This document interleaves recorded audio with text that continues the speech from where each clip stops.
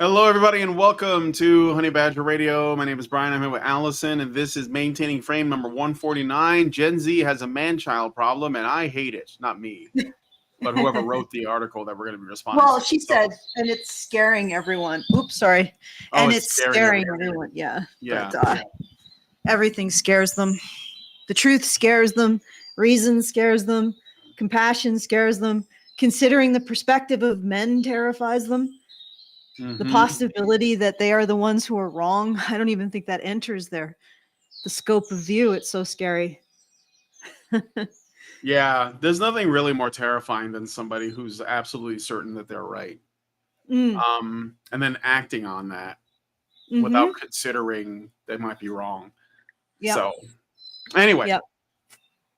So, what are we getting into today? And do you want to do some things first? Yes, exactly. All right. So we will go through this article, and then I have sort of I think I'm probably going to butcher this word, potpourri, a bunch of items. Potpourri? A potpourri, yes. It's potpourri. But it's in a pot. Why wouldn't it be called a potpourri? Or you could call it a smorgasbord instead.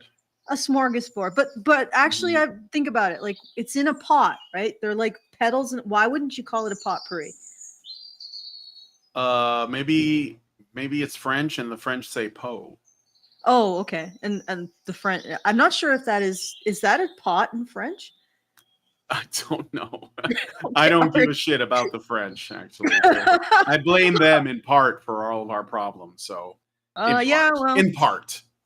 Charles Fourier did invent feminism, modern concept that a society should be judged by. I was going back to the French Revolution, but sure. Yeah. Well, I mean, there's a lot of crimes the French have done. But anyway, to finish what I was saying, Charles Fourier invented feminism, which is the notion that society be judged by how much it benefits men, how much it benefits women. My apologies. To the exclusion of men. So men are to provide that benefit, women are to receive it. I'll leave that as an exercise to the viewer, how much our society sort of resembles that at the moment. But anyway, he was the first one that sort of formulated that conception very explicitly, because before, society was supposed to be about, at least that was the presumption, that it was about honoring God, but we're way past that now.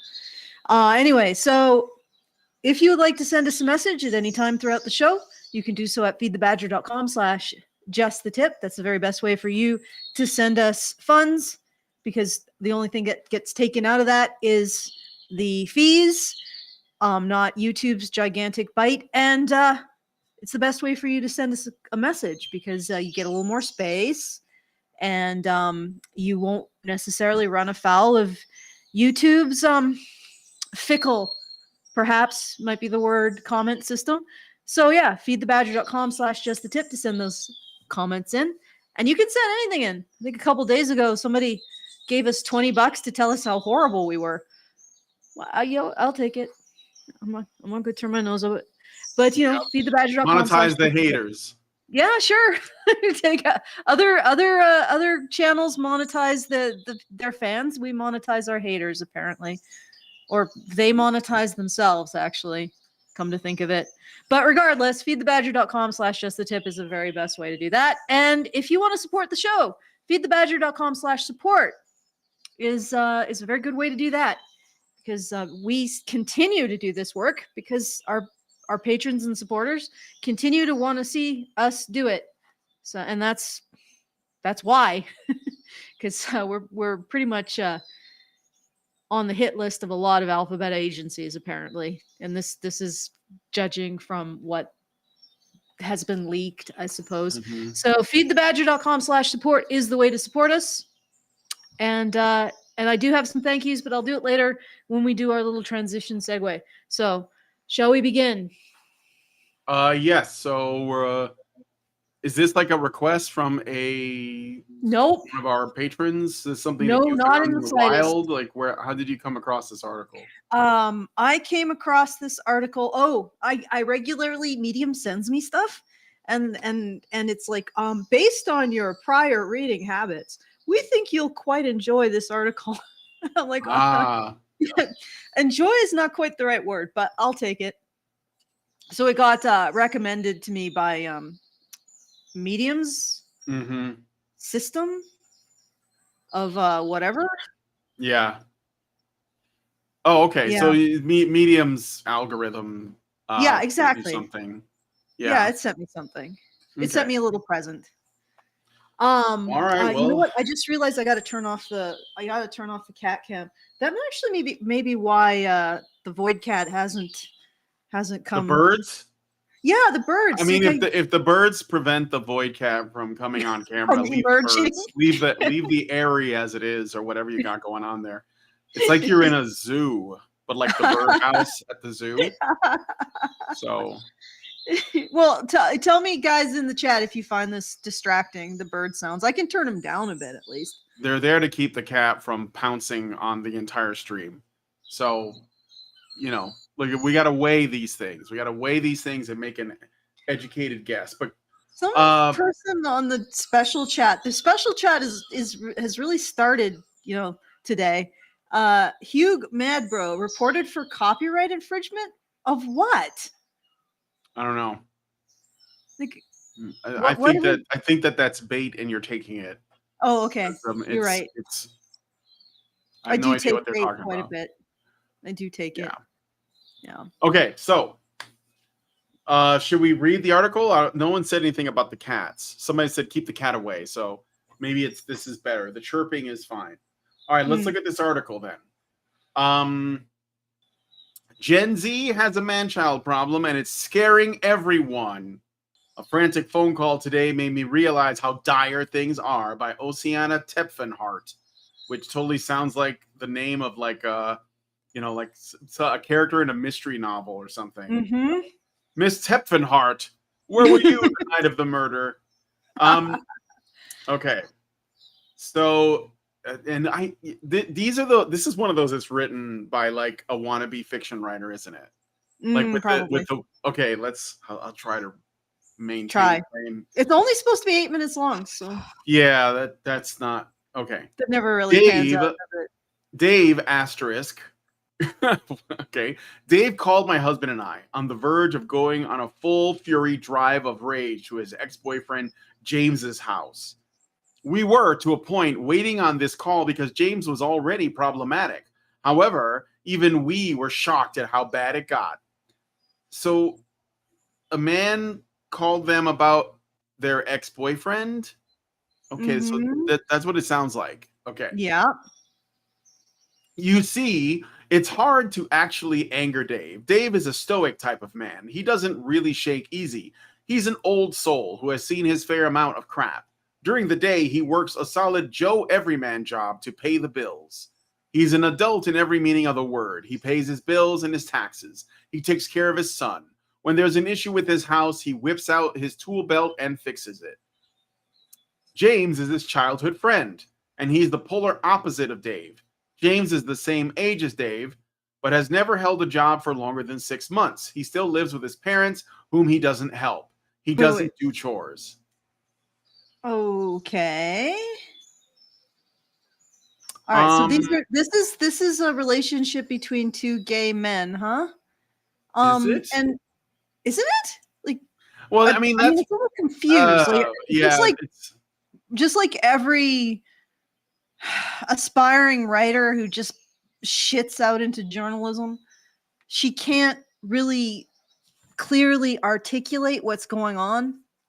Everything has to be have you noticed that it's all just sort of a haze of emotional impressions? I actually read Blackwood Manor. It was some kind of web series, and it was exactly this. It was just people reacting to things, having emotional reactions to things. Never clearly explain what those things were, but yeah, it's just like this inability to focus on the what, where, why, and when, which makes it very confusing. I will open this up myself and see if I can make sense of it. But it sounds like, okay, and I'm going to try to presume that nobody is lying in this story because we have to respond to it as though it's legitimate at least. So there's two men. Very gracious of you. Okay, well, I mean, I don't know how else to do it because if I say, well, this woman's lying, then that's the end of the show. So Dave called my husband and I on the verge of going on a full fury drive of rage to his ex-boyfriend's James's house. His ex-boyfriend James. Okay, so Dave and James are Yeah. exes.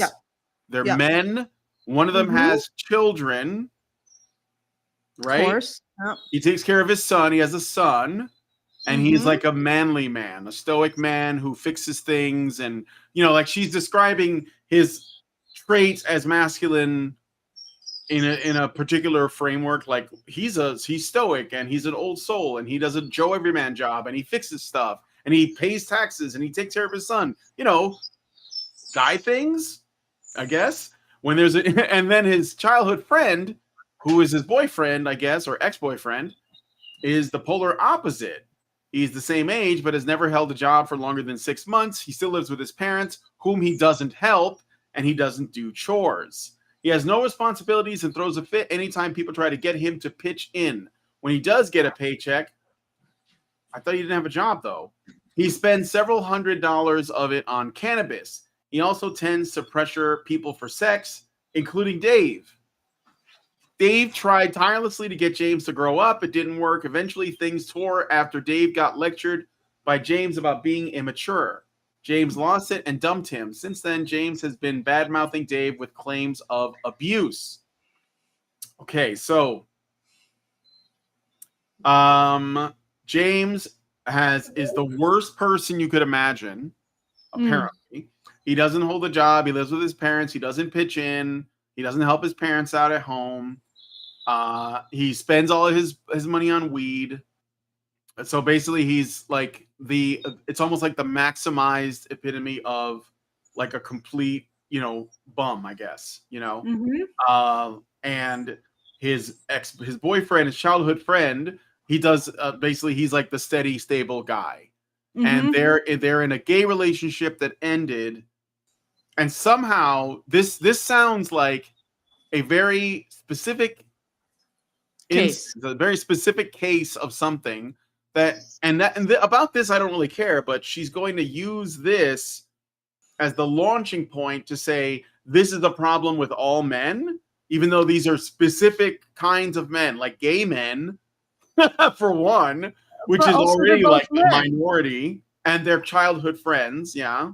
And but that's even irrelevant. They're both men. Why does Yeah. only one represent Generation Z unless Dave is significantly Well, older than they're the James? same age. She said Oh, they're they're the the same same age. age. So why is Yeah. it that Dave doesn't represent a Gen Z man? But James, I mean, this is the problem with using a gay couple that are the same age. Why are you like you're literally cherry picking within your cherry pick? Like Yeah, and I don't know if cherry like pick so deception. she put asterisks next to their names, which suggests that either she changed the names of the people involved so as to protect their identity, but they are real people, or she's making two different kinds of like sort of like people who are not real, but based on some perception of two Mhm. different kinds of men that she can like look at, although she's only really focusing on one of them, which is the guy who Mhm. doesn't have a job, while leaving the other guy as sort of like the bare minimum, like this is normal, not exceptional, not praiseworthy, just normal. He has a job, he pays his bills, he pays his taxes, he takes care of his son. Mm. That's it. He helps out. And then there's a guy who does the opposite of all that. He's high all the time and is and so I mean I guess what I feel like is happening is she's setting up the stage for some kind of Mm. argument. But it is a weird set of circumstances to use because you're talking about two men. And again, I think that, well, I don't know, maybe you should keep going and not. Yeah, we should. I think we should keep going. I think the big thing is not only are we looking at a subset of men, and we're also looking at where the gay becomes applicable is that within gay culture, there is a tendency, like if you are a young man who is more feminine, you get more latitude when it comes to being Yeah, there's still like a masculine and feminine role, or There's a like little a bit of this masculine and feminine dynamic, and there's yeah. also this almost encouragement, if you're sort of a femboy, towards kind of neuroticism and helplessness. It's a bit of there's a little bit of a thread of that in the culture, I think. And is James been encouraged in that direction? Right? I don't know. Maybe he's sort of appropriating that role, which the point of pointing that out is not only is that are gay men a subset of men, they're not average, but James may be a subset of a subset.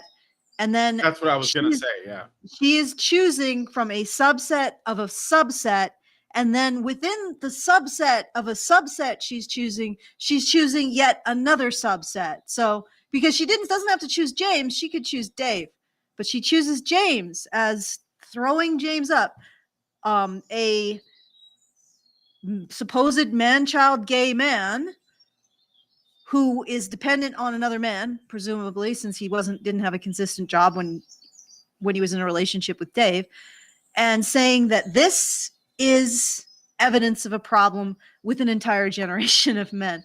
It's a little bit I don't know, there's cherry picking, and then there's genetically engineering a specific cherry to pick. Like Yeah, well, let's sort of, see if she goes there, yeah. but I have a feeling that's where this is going, Yeah. just based on how many of these things I've read. Okay, so he has no responsibilities and throws a fit anytime people try to get him to pitch in.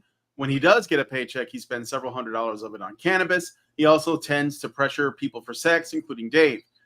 Did he give him the sex? I don't know. Dave tried tirelessly to get James to grow up. It didn't work. Eventually, things tore after Dave got lectured by James about being immature.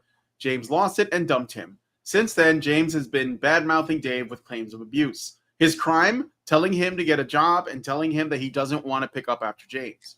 Dave lost his shit when he found out the rumors about him. And that's where our story leads us. While talking Dave down from the edge of calling James out publicly, he said something striking. Dave is a gay man. Oh, thanks for the info. I didn't know that based on your previous chapters. Though many acquaintances would never guess it because of his rugged looks and mannerisms. This is very important because I was not expecting this to come out of a man. As Dave said, I'm 26 years old. I'm too damn tired and too damn scared of men these days. I don't trust that they like me for one. Yeah, scared of men. I don't trust that they like me for one. James? I don't know. Let's see. I don't trust that they like me for one. I always think they're there for my money, my house, or just using me for sex. It's as if I'm just a means to an end for them, and all I want is a partner. My jaw dropped. So this wasn't just a matter of cishet men. Of course, cishet men. It's a trend affecting heterosexual men of all sexualities in their 20s, and it's getting worse by the day. Wait, how did you get to that? Yes. How did you get from this gay man who sounds like, honestly, I would lay odds that James is just in that category, but James would never be able to do this in a relationship. Well, maybe he would. It depends on how good looking he is and whether or not he is in a band, if he'd be able to do this in a relationship with a woman. But so we're looking at a situation where a gay man has a relationship with another gay man, and that gay man basically expected him to perform the male role in their relationship. So the male role of provider and provision. I mean, in my mind, it seems like this would make a lot more sense if James was sort of the femboy and he's part of that aspect of the culture, and he had that expectation as a result. But how is, let's just call James a femboy, right? How is a femboy wanting to be taken care of like a woman evidence that Gen Z men have a man-child problem? How does that function? Like, how does that follow? I mean, what I'm getting from this is that what's kind of interesting is that she's saying this is a trend affecting heterosexual men of all sexualities in their 20s. What do you mean heterosexual men of all sexualities? Heterosexual is the sexuality. There's no heterosexual men of all sexualities. Those are two different things. Like there's just heterosexual, and then there's not heterosexual, which is whatever, bi, bi or gay or whatever. But you don't. First of all, you don't get to do that. But the other thing is what I'm noticing that's interesting is that what it sounds like Dave has a problem with James is probably the same thing that a straight man might have a problem with women, because he could say, I think she only wants me for my money, my house, or just using me for sex. I think it's an error. No. It's just an error. What do you mean? Affecting heterosexual men, I think that was an error in how she or the AI phrased this. Sorry, but you might have moved on. He might have moved on. I did. I mean, I don't know. I'm just saying that's a weird way to phrase it. It makes me wonder if that, because like I always see this thing where there's these little tiny nudges, to sort of like move away from like heterosexuality in some way, in particular when it comes to men. This has been going on for years and years and years, and I see it all the time. But that's not really my primary focus. I just think it's a weird choice of words. But I'm going back to the other thing. So let me read this again. I'll just change the words around. I'm 26 years old. I'm too damn tired, and I'm too damn scared of women these days. I don't trust that they like me for me. I always think they're there for my money, my house, or just using me for sex. It's as if I'm just a means to an end for them, and all I want is a partner. So you see, like, and she's saying, oh, this is a problem with men. And it's like, no, wait a minute, because I think James is essentially in the feminine role. Yes, that's what I was pointing out. Yeah. Yeah. So, and that's why James can live with his parents, not have a job, like, because these are all things that if a woman was doing them, men generally wouldn't really have a problem with it for the most part. Definitely society wouldn't. We would expect that a woman would be okay if she had to live with her parents. Yeah. Even if she's in her 20s or 30s. Mm-hmm. And there wouldn't be any pressure to call that woman a loser or whatever. We would just blame her circumstances on, well, there's no good men around or whatever. It basically would come back to men.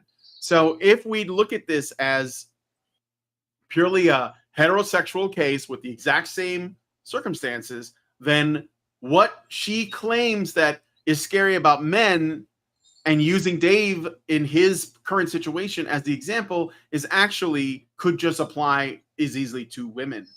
Because essentially that's what he's talking about. Like, you know what I'm saying? And she is, even in some quarters, even just using me for sex could apply to women as well. Absolutely. Yes. I have known women like that. Absolutely. Just, so that's what I'm saying. Like, there could be men who want something more and women just want to use men for their body. Of course it happens. Yeah. Like that's what I'm saying. So anyway. Yeah. Well, this is what I was sort of identifying with when I said that this is a subset of a subset. And I don't think James, like right off the bat, Dave is seen as more masculine by this individual. So essentially this writer believes that women are occupying the position of Dave, being stoic, fixing things, having fixing a job, their car, having their car, having taking care of their kids. Do women have the expectations placed? Like, I don't know. It just, if a couple days ago, when we went through that article, and it was just me talking, I pointed out that it feels like feminists and other women victim fetishists appropriate issues that men bring up and then reframe them as issues for women. So apparently we're reading an article in which a feminist is reframing the expectation of providership, which is what this is, as a problem for women and not for men. Right? Did I wake up in another universe? Is this the universe where women have the expectation that they protect and provide for their partners? And what's with this scary? I don't do damn scared of men. Dave is too, and he's the masculine one. Yeah. Well, that's that just, if like I said, I have to pretend as though this is true, even though it the more I read of it, the more it smells like bullshit. But Bullshit. if we respond to it as though it's true, it sort of completely like spaghettifies everywhere because it doesn't hold together very well. And it's No. based on that premise that you mentioned about how, we have to live in a world that is the opposite of reality, where women are the ones, women are now all Daves. And that's just not true. Like if you, the way I just read that, where I replaced, scared of men with scared of women, it completely makes sense. Like if you read it that way, it completely makes sense. But I don't know, maybe you guys in the chat disagree, let me know. But let's read the next sections, because here's where she makes the case that this is actually a deeply gendered issue. Statistically speaking, women are killing it right now. They are more likely to go to college and graduate than men. That doesn't mean they get a good job, by the way. They are also one of the fastest growing demographics of business owners. Men, however, have been floundering. They've been dropping out of the workforce, dropping out of college, and also being increasingly likely to be radicalized. The vast majority of NEETs are young men. In the past, I've written about how many men rely on women for their social lives, emotional behavior, and social status. I've also written about how many men just don't even show up to a damn date they manage to score. Men are increasingly unwilling to work on themselves, better their lives, or even take a chance on relationships. Yet, they're increasingly audacious in their demands of the potential sex partners around them. My people, we're witnessing the growth of Generation Manchild. What? Okay, so there's apparently there is a big problem with men having too high standards. Men, I guess, finding most women unattractive. Men engaging in foodie calls and ghosting women on dates. Oh, and also they're doing all of this while being achieving less than women. Oh, I don't know. I think this is exactly what I talked about. This is appropriation of things that men say, and I think they do it specifically to muddy the waters. It is like a form of complaint Darvo, deny, reverse order, accuse, reverse order. Yeah. Victim and offender. Yeah. Yeah, they're Darvoing women's or men's complaint. It stands for deny, attack, reverse, victim, and offender. Yeah. So I think that this is basically just an article that's Darvoing and gaslighting men. They're taking complaints that men have and are actually statistically like they're the penalty for being a man on Tinder or OkCupid in terms of being recognized as attractive is right there in the stats. Okay. The penalty for a man for being short is right there in the studies. You can see the penalty for men for not having credentials and a job is right there in which men get married and which men don't. The penalty for men for not being a provider is right there in it being the biggest causal predictor for divorce around the world. So she is basically taking all of the issues that men have, and then this is all basically the table thing. What do I bring? What do you bring to the table? I am the table, right? I am the prize. She's now saying that men are acting in this way, right? And if these men rely on women for their social lives, emotional labor, and social status, why are they ghosting them on dates? Why are they ghosting women on dates? This is the other thing she's alleging, that men are arranging dates. They're managing to get dates with women, and they're not even showing up. What? All right. Okay. I'm actually really surprised she hasn't also accused men of, going to a date, getting their date to pay for the food, and then just taking off. Or doing their nails while the woman that they're dating is trying to have a conversation with them at the dinner table, and just scrolling and texting to their girlfriends while the woman that has taken them out on the town is attempting to say, hey, can we at least make the pretense that this is an attempt to start a relationship? I mean, I'm surprised she hasn't started with that.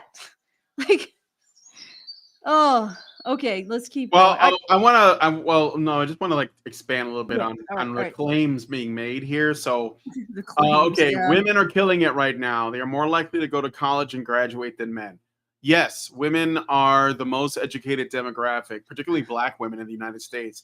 But that does not mean that they're making any use of those degrees. It just means they're earning those degrees.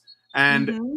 college is garbage. Like, you don't get a good education out of it. You get a piece of paper, and I'm not saying this flippantly. I mean, the quality of our education is abysmal. So going to school longer does not make you smarter. It actually like is a midwit generator. That's how you get people who think they know better because they have a piece of paper that says so, but it doesn't actually do anything. It's like, you know, in the Wizard of Oz, when the wizard gives the scarecrow a diploma and the scarecrow suddenly like knows shit. Like, that's what these people think it means, and it doesn't.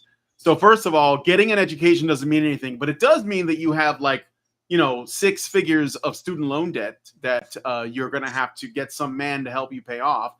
They are also one of the fastest growing demographics of business owners. Still an extreme minority of business owners, but the reason why they're growing is because there's a lot of grants and stuff that go out specifically for women to start businesses. And most of the businesses they start fail within 2 years. So I looked it up, and that doesn't mean anything. Like, these are meaningless claims that you're making.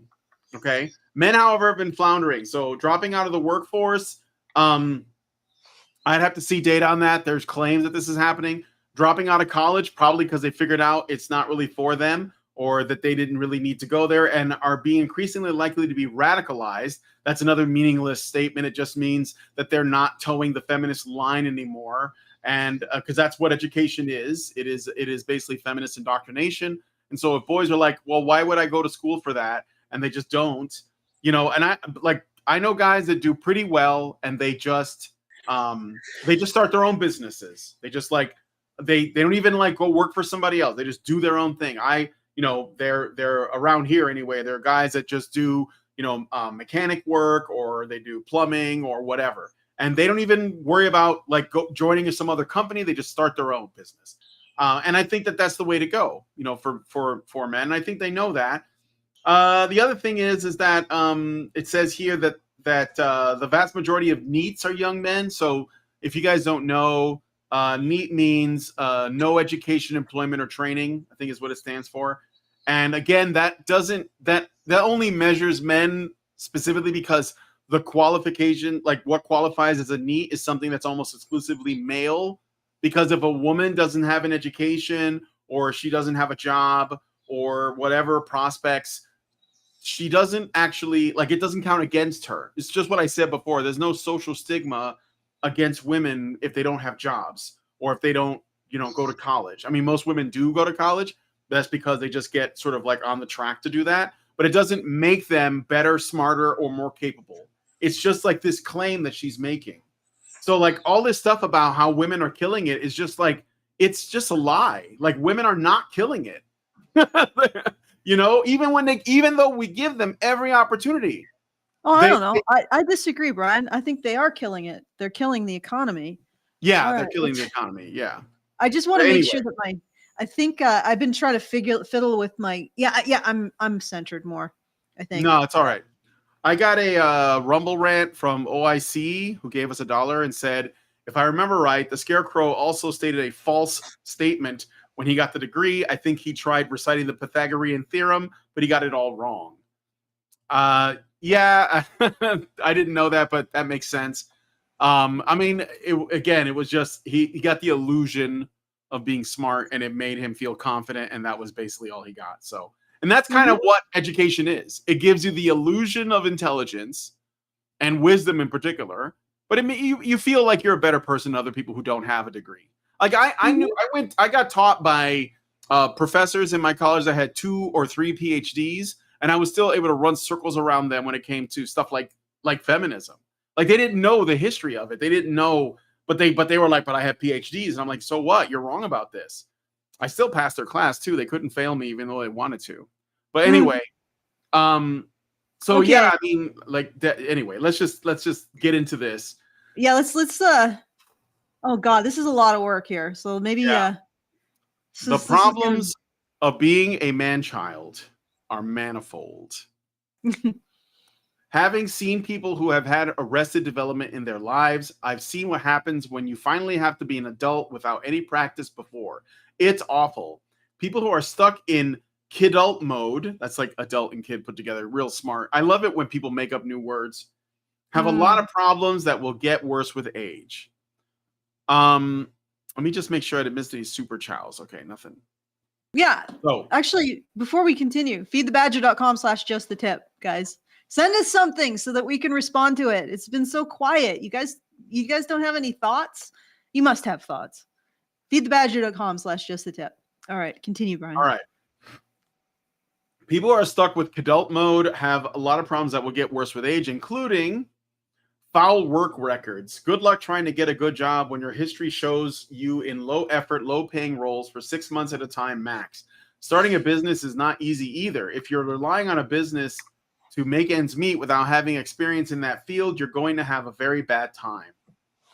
Bad financial decisions. If I had $1 for every kidult or man-child that spent a fortune on a credit card because it was free money, I wouldn't have had to declare bankruptcy. Okay, wait. Let's stop there for a second. Okay, let's go back. All right, here's women have the largest amount of consumer debt. Yes, they do. Women are killing it in terms of credit card debt. Yeah. So that's ridiculous. But here's the thing that she's doing. She's trying to play a trick, and it's not hard to see through. She goes from saying a phrase like kidult, which is, I guess, gender neutral, so that could be men or women, and then man-child. So when she uses these terms interchangeably, she's trying to use kidult when it suits her claims that usually involve women, but it's man-child when it comes to like what she really wants to say. So it's like the Mott and Bailey. But the truth is that women are the ones that have, there's like this, I gotta look it up, but there's this very popular, I want to say it's like a YouTube channel or a show online where there is this guy who does financial advice for people. And he has different guests that come on and they show him all the stuff that they want to do, and they're trying to get somebody to help them organize their finances.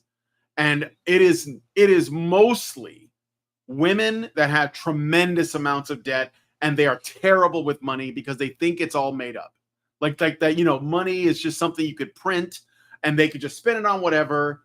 And they're just not realistic, girl math and all that. And this is not like, I'm not just making claims. You have to see it for yourself. It is a very funny show because the guy, he loses his mind constantly at these women. And it's all like Zoomer women that have like hundreds of thousands of dollars in debt. They spend their money on stupid stuff, pre-trash. Caleb Hammer, is that his name? I don't know if that's the guy. I'll look it up real quick. Caleb Hammer. It's funny, man. I'm telling you, this is a know you article. They're trying to pretend they don't have problems by projecting them onto men. This is the guy, Caleb Hammer. Yes, that's right. John Doe got it right.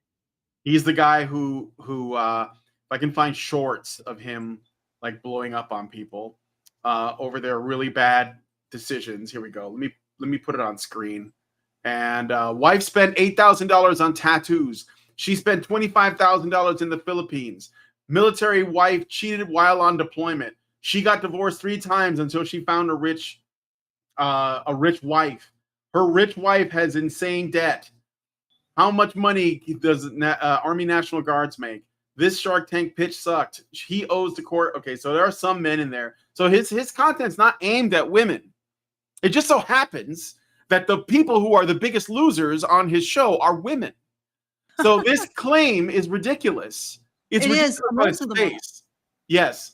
So we can watch some of those if we want to get a chuckle later on. But it's funny to watch him lose his mind over the shit that women do, and because why wouldn't that be the outcome? Can we watch one?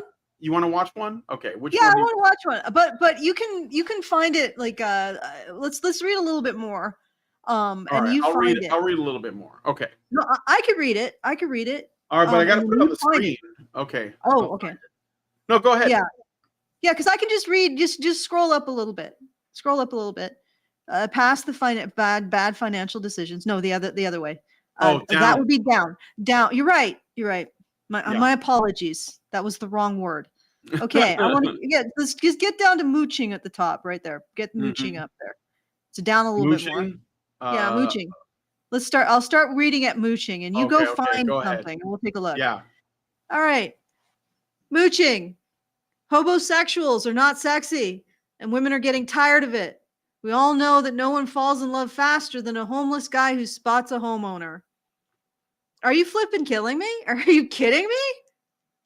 Like, but you know, spoiled girlies with their 500,000 subscribers who subscribe to that particular viewpoint, manifest sells spoiled girlies. I guess that we just imagined that, Brian. Like, man, oh Oh, man, it's just yeah, it's men, guys, it's men. that's men doing that. It's That's crazy. men. This like it's like so far off the mark that you have to Yeah. wonder if you're going crazy. Like, am I wrong? Is this happening? No, it's not. Okay. No, well, it might be happening in some circumstances, and I think what's happening, and I've actually seen this in my life. All right, well, actually, I have a few things to retell in terms of Mhm. kid adults. We should really have a woman child, like just woman child, because I see a lot more of them actually. But I know there's two, I guess, young relatives in my family, and Mhm. both of them were the product of like a single mother, did a whole bunch of very selfish stuff, and they have a lot of issues, right? The girl had like she basically imposed on my relatives. um she'd been hopping from relationships, and she ended up at her grandparents' place. She yelled at her grandfather who was taking care of her. Incredibly entitled child. And Mhm. then eventually she found a man who got her a job. And now I find out that she's just quitting her job and she's sitting at home. She's sleeping till noon and she's getting really fat. That is her role in life now. But you know what? Just as long as she does it far away from me. But then her brother has to get a job, and he's been working since I don't know, he left like high school. So he's been working and working. He lost his job. It's like a really tight job market, and he went back to their grandparents and he stayed with them for a while.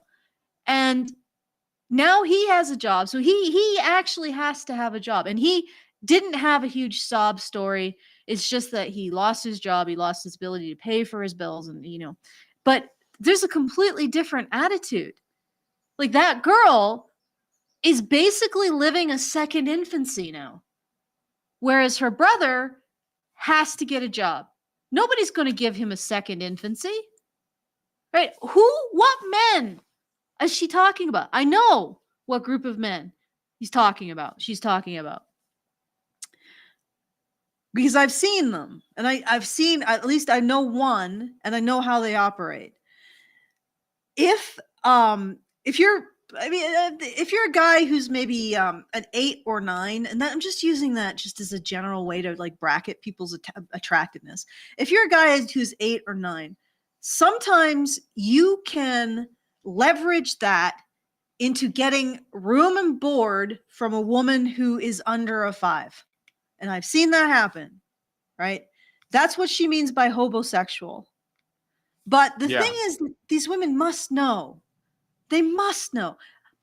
I've seen, I'm thinking of a particular man. I've seen this particular man with a woman who's balding, right? I've seen him with a woman who he has like, she's like 400 pounds.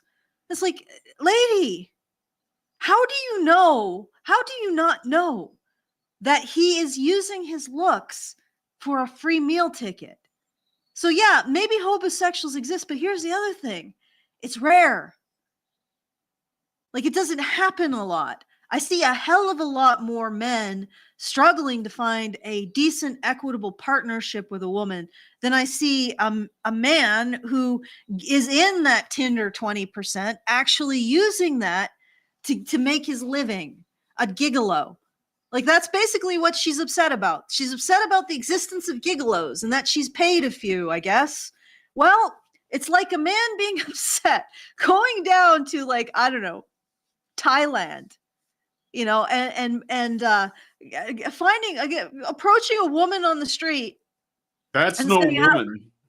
Well, yeah. That's a man. Not in Thailand.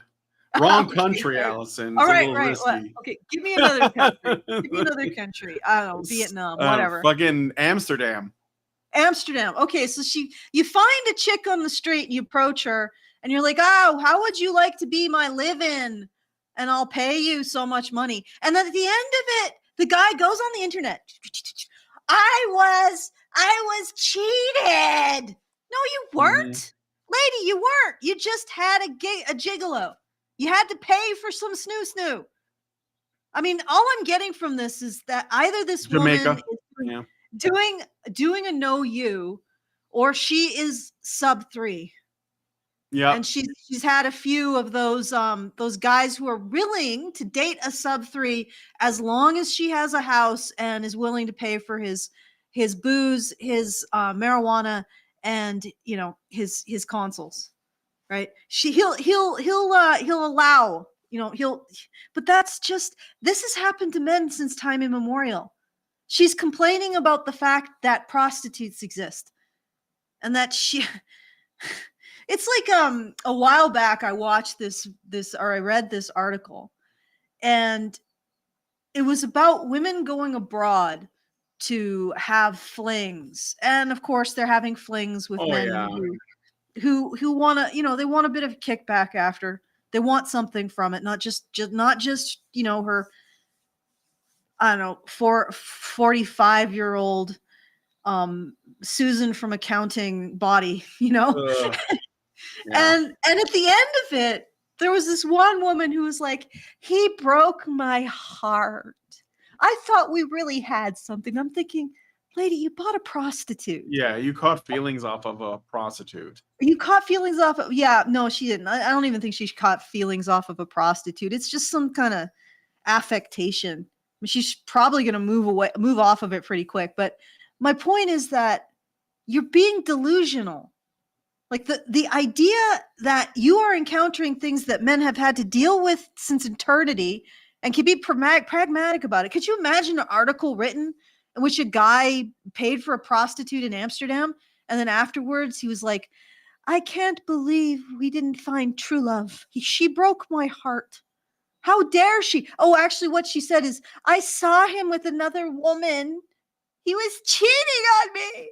And I was so distraught. Like, do men buy prostitutes? Right? And then the next day the prostitute has another client and they're like, oh my God, she's cheating on me. Are they that delusional? This is this level of delusion. And then not just that, she's saying that gigolos are somehow reflect all men. Gay femboys reflect on all men. Gigolos reflect on all men. All right. I mean, that's the logic level we're at here. Yeah. Okay. Are you done? Yeah, I just grabbed something. It's pronounced gigolo. Gigolo. Right. Gigolo. I like gigolo. I know it looks like gigolo, but it's gigolo. Telling me the inheritance was $45,000. I did get some money from a relative a few years back. How much did you get? I don't even remember. How'd you get the money? Why'd you get the money? A relative was nice and gave it to me. No, how much money? I don't know. No, about how much money? Hold on. No. How much money? I really don't know. How about? Rounded! Give me a range then, lady! I can say that I think I used like $10,000 to pay down the credit card. You've got at least $10,000 and it's maxed out today. Well, I don't have. Yeah. Oh, $10,000. Oh, compounding an investment account that would have meant so much money by the time you retire. Oh, for me. Okay. So she basically got like a $45,000 inheritance and just blew it. Well, I mean, depending on how, like 45, like, depending how long, I mean, if she blew it in a week, like, but in a year, I mean, that's sort of just, of course, what you'd want to do is just work and save that, right? But but I'm guessing she blew it quite quickly on bullshit. All right. But anyway, Yeah. so that's an example that we're talking about of I mean, there's lots women, and lots of examples. women and their, well, of course there is, because statistically Yeah. women have the most consumer debt. Yes. Like, the end. All right, let's. Yeah. You can Okay. continue if you Anyway, wish. back to the article. So, poor finished social reading. skills. This is great. Unsurprisingly, man children don't tend to stay in relationships for very long. They're often intolerable. This is just a claim that she's making. I don't know what that means. Like, you say there's this phenomenon called manchild, and you conflate it with women who act like this, which really doesn't even need a term. It's just women, because like the reason why we have the term man-child and we don't have a female equivalent is because we hold men to a certain standard, and if they don't meet it, then we have like a way of shaming them. But we don't hold women to any standard. So a woman who does exactly the same stuff that a man-child does is just called a woman, because there's no. And I mean, there should be. I'm not saying that it's not, that it shouldn't be that way.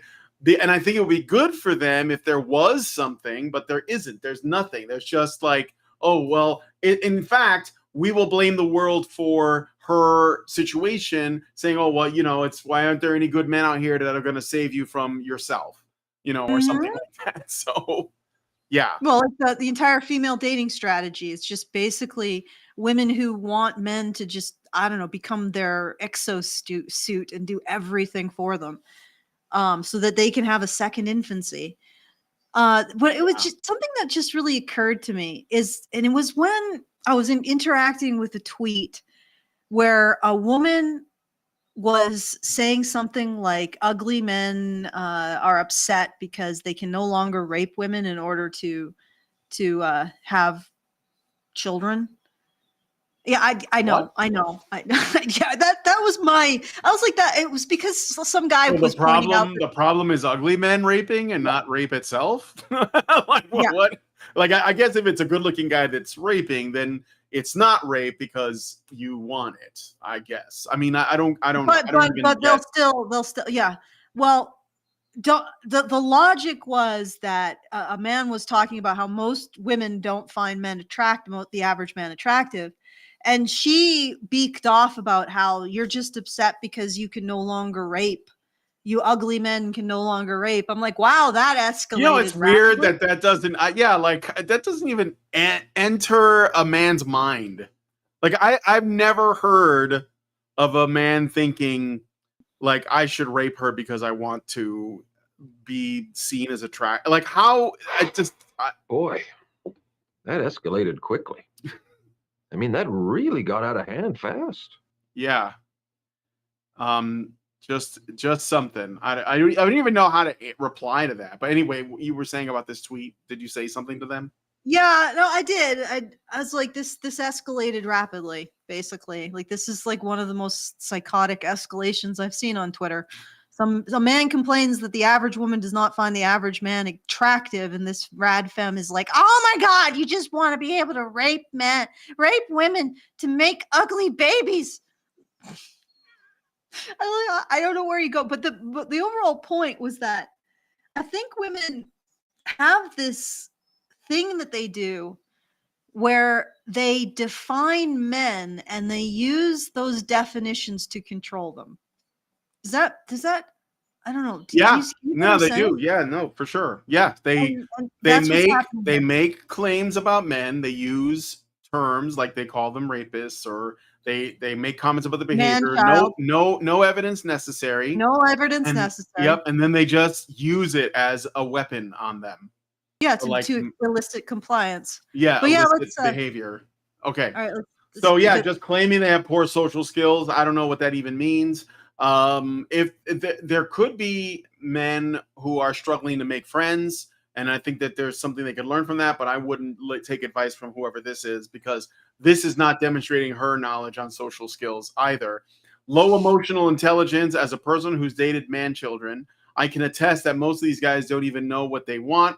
Why were you dating them then? A lot of them want mommy bang maid hybrids that are social status worthy, The problem is they balk when they realize they have to bring something to the table. I'm telling you, this is a no you. This is Like, oh yeah, yes, it's you guys, you guys. I've dated so many of these guys. Why are you dating them? If you have a problem with them, why do you keep going back for more? Yeah, stop, lady. Just get out of the town where every man is like, I am the table, ladies. I'm the table. I want to know where that is. Yeah, That must is be this some town? island someplace. Like Yes. they're all like. I'm pretty sure there are no men saying they are the table. Like it's the island of the manchild, but that's essentially what she said. Low emotional intelligence. They realize when they have to bring something to the table because there are so many men in the dating photosphere that say things like, I am the table, ladies. I am the table. Maybe hedonism bot would say something like that. So literally is the table, but no, there's so many men. I like, where is she? What perspective? Okay, let's just, in the interest like of the getting bizarro world. Yeah, it's where the planet is square. we're in the mirror universe. Yeah, where the men are the table. I you know how like how much reach this I am the table meme has gotten? So like just as an aside, about a week ago or so, I was playing a game with Lindsay. Lindsay and I have been playing this game called Repo together, and it's kind of like a online multiplayer thing. And in the game, we were on with some random people we didn't know, but everybody has to have mics. And there was these two guys. I think they were like in high school or something. Because I asked them, like, you know, how old are you guys? And they were like, oh, we're in high school. They had just got out, and they were friends with each other. And we were hiding, and I said, let's get under this table. And we were hiding in the game. We were hiding under a table. And one of the guys turned to me while we were under there, and he says, I am the table. And I was like, oh, I didn't take it anywhere from there. But it's funny that they said that. And even Lindsay was like laughing at that. And afterwards we talked about it. She's like, oh, they know what that means. So I think that the men's are getting radicalized is what I'm saying, which is why this article exists, because they're terrified that men are starting to like question things. Okay. So I already talked about the low emotional intelligence, social isolation. The more you fall behind others in maturity, the lonelier you will become. Healthy, functional adults don't want to hang out with overgrown kids. And yet I think men generally are much better at making friends than women are. Men, we know how to be friends. Well, I was thinking about this, like, but what's if there is an issue with that though? What's causing that? Why are men unable to make friends with other men? Why are women unable to make friends with other women? No. Why men. are no? I was gonna say if it's true, then the question becomes, what is preventing men from becoming friends with other men? If we take this claim as true, I think it happens in some instances, but I think generally men are good at making friends with other men. I'll give you a hint. It's the opposite of men. Oh, okay. But it's also, women. They break everything up. That's what I'm saying.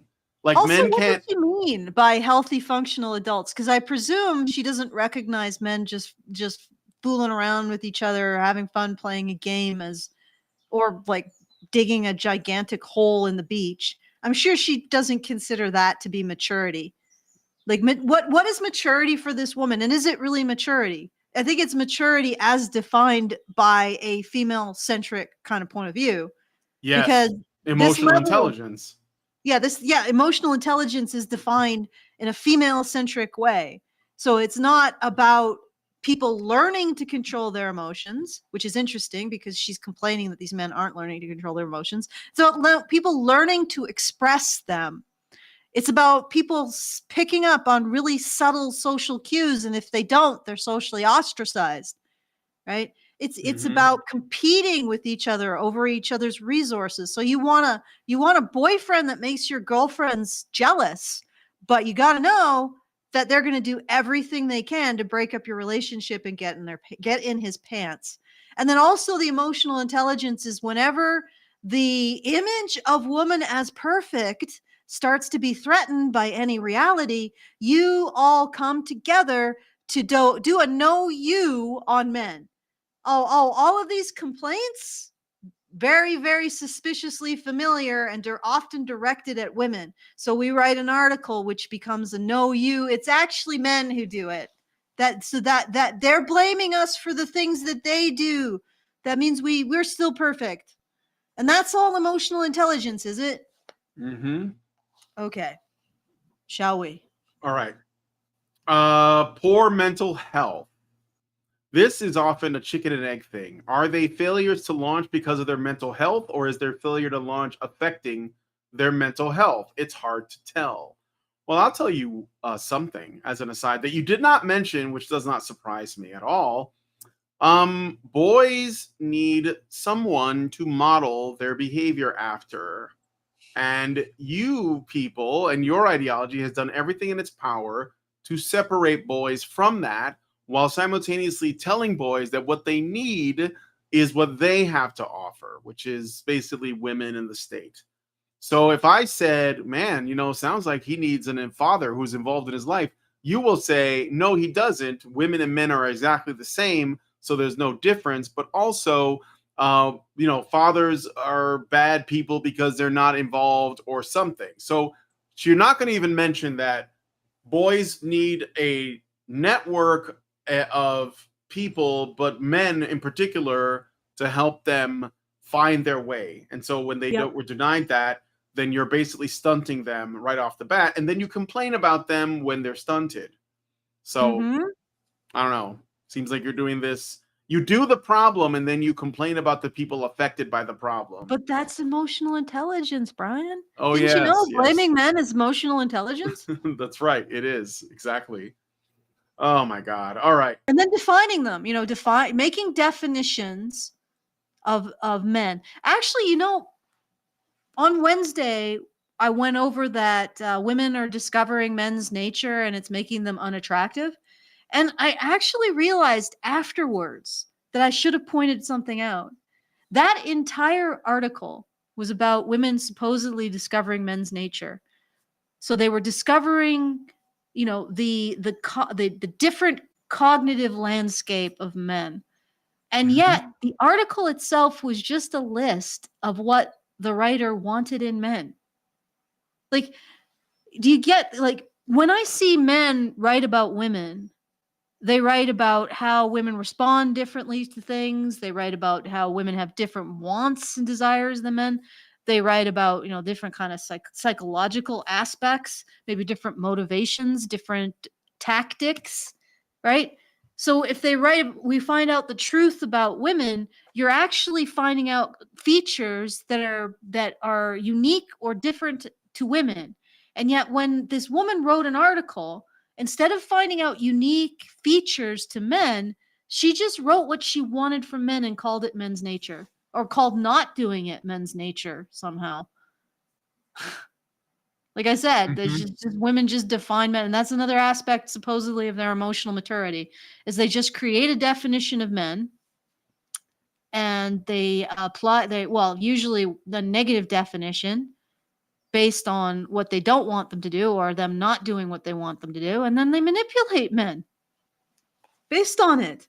Like you're supposed to be a real man. And what's a real man? Well, throwing himself in front of the bullet for me. All right, let's keep going. We got a compliment. Is this in the vertical chat? Holy cow. It's like I found a unicorn. I'm gonna catch it. So Kurth's Wraithwood says, scrolling through dozens of talentless CO2 generators that have hundreds of viewers. This is the best place I have stopped, and it's a shame there's not more people here. Well, thank you. I'll take that as a compliment. Blame the Department of Homeland Security. It's the wrong. Honestly, it sounds paranoid, but we are actually on a watch list. Yeah, but thank you, Kurtz Wraithwood. Please consider much. Subscribing to the channel, and we try to do live streams all the time where we talk about these issues that, frankly, nobody wants to touch with a 10-foot pole. So, but we will touch it.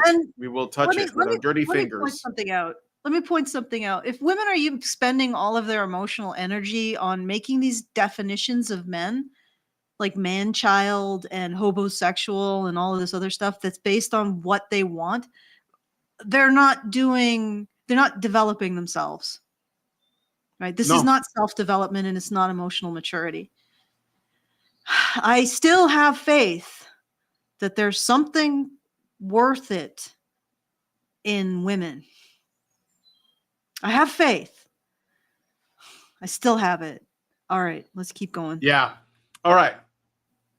Of course, they also hurt those who try to support them. Man children do not care about anyone but themselves. They don't want to give back. They don't act as real partners to their dates, nor do they behave like good sons to their parents. This is an issue that often has a narcissistic streak associated with it. So you better believe that they tend to leave a trail of destruction in their wake, especially to those who try to hold them accountable. Dates should be particularly leery of the men who fail to launch. The more leeway people give these guys, the worse they seem to behave. It's not unusual for these men to use people for money or randomly abandon partners. And if you're a woman, be extremely careful around man children. They often become more abusive the more you bend over backward to please them. It's almost as if they want to break women to prove a point. Wow. What? I feel like I've heard this before, but from a woman. This is female dating strategy rhetoric right here. Just reverse the genders on all of it, and that's what it is. Yeah, that's what I was thinking. Yeah. This is the rules, except apparently men are using them, not women. Yeah. Or the woman who published the damn book. But not only are they using it, but men are actually validating this. Like, a lot of men are actually like, yeah, I know she's like that, but she's hot though. She makes me feel special and wanted sometimes, or whatever. You know, like they simp for this stuff all the time. These women probably are, like, again, they could be talking about a subset of men, to be fair. Like a subset, like a 5% subset of men that can engage in these kinds of behavior. Because I'm like, all right, so all of these behaviors, right? Why are you with them? Like, why do you persistently find this? You know what it sounds like? I think she had a failed relationship. She's mad at the ex, and she's just making a whole thing about it and changing the characters in her story. That's what I think. Because a lot of times when women complain and it sounds really specific about an ex or about somebody else, but it's not their ex, they're usually telling on themselves in some way. Okay. There was one thing I wanted to say about the earlier Dave and James story. Notice how we're not talking about that anymore. We're completely on a different thing now. Yeah, we're talking about heterosexual men. What looks like a gay man, a masculine gay man in a relationship with a feminine gay man who expected the masculine gay man to provide for him so that he could occupy. Because he was the table. And now all men are like that feminine gay man who believed that he was the table. But here's the other thing. She says that she was trying to tell Dave not to call James out publicly, but James was actually spreading rumors that Dave was abusive. Why would you stop him from calling James out publicly over false allegations? Like, there's so much in this story, so many other angles that we could have taken. Like the femboy James, who thinks he's the table and needs to have and wants his masculine daddy to provide for him, being a representative of the average Gen Z man, is not really the angle, like the most obvious angle in my mind. One of the obvious angles is Dave is a victim of false accusations by another person, right? I mean, it's a man, and he's dealing with probably some significant, social questions about his character. But we don't go there. We just go with femboy James thinks he's the table and should be provided for by a masculine by his daddy, and that's apparently, like, he's a reflection of all Gen Z men. Like, am I going nuts? Is that not ridiculous? It is ridiculous, yeah. Okay. It's retarded. Okay. Let me see. And did I already read? Yeah, no, I read this bit. On a societal level, the growing number of man children has dire consequences. What happens when you have a growing number of people unwilling to work jobs, provide for themselves, or even be halfway decent dates? Well, not good things, that's for sure. Poverty. A large portion of Gen Z men will likely have to rely on welfare programs in the future simply because they're not going to be able to find jobs willing to hire them. Wow, dude, Okay. like this is literally women, though. Like literally women on welfare. No, women are on welfare right now with like Yes. multiple children and no man in the house. And that's not an issue, but men potentially, maybe in the future, possibly. First of all, they're probably not going to get welfare because welfare systems usually prioritize women over Yeah, men. exactly. So those guys are just going to end up homeless if they don't like get their shit together. And that's actually probably going to be the one motivating factor that makes them get jobs, because they know that there isn't going to be a safety net for them. And so they're going to go and change their situation. But it's funny that she is literally describing shit that women have been doing for decades as though it is not a problem when women have been doing it all this time, but it will be when If men might. if men might possibly do it. Like that, and I don't think that will happen. And men are net taxpayers. So in other words, men subsidize all of the services that women get. So what she's saying here is men might avail themselves of the services that should go to women. Herpaderp. And also, if she's communist, which these people usually are, what this is the thing. No. But men can't get welfare. That's for women. Exactly. But men in Yeah. communism, like this is the big thing that prevents it, because they're trying to have communism only for women. Mm-hmm. And like the moment that you say, well, actually men also have to be taken care of by the state, they just melt down like this. Oh yeah, Like, no, they can't because women have to. Because who do you take the funds from? Like men are the bourgeoisie, so that'd be like saying, well, the bourgeoisie need to be taken care of too. And like, no. That's why they're like more like socialists, because that's more status, socialism with panties, as Karen used to call it. And that's what it is. And so yeah, if men are in need, well, no, we can't have that because men are the bourgeoisie. They are the holders of capital. They are the masters that have to be overthrown, etc. Patriarchy, right? And women are the ones in need. So when men are struggling, it's like, despite all your privilege, well, then you deserve to die alone and homeless and cold.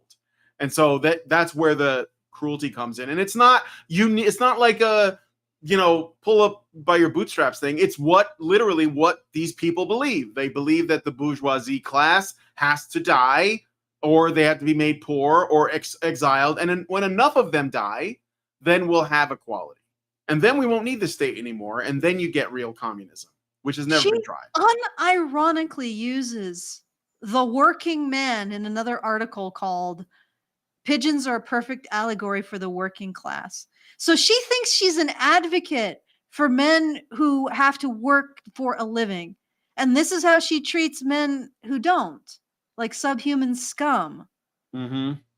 Like who don't have a job. That's essentially what she's talking about. She's talking about men without a job, unemployed men, subhuman scum. And she's not talking about the unemployed men who are unattractive, because these guys aren't dating. She's talking about the unemployed men, presumably unemployed. They may still have to pay income, who function as gigolos, right? They get women to pay for them. Yeah. So isn't she's sex work real work though?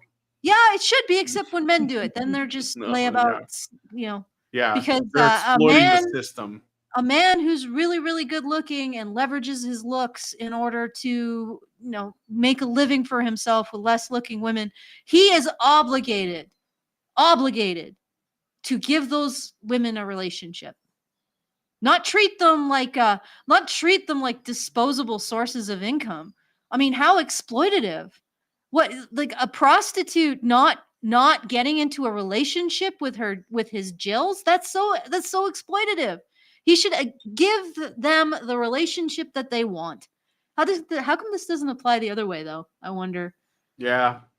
All right, I have a super chow from Excellent. Anon for $5. Thank you, Anon. And he says, I don't really have hope for the whole men and woman thing. If the man thinks someone will love him for who he is, he's a narcissist. No go. If he thinks he'll earn love by having money, developing a personality, or developing status, that's just someone who's going to feel entitled to it, which I'm not sure is worse than the first one or not. Well, this is why I think that men should just like build something for yourself and don't worry about the women. That like, you know, you will be able to you'll attract them, but like then you can actually have the discernment, hopefully, so that you can like be able to tell the good from the bad.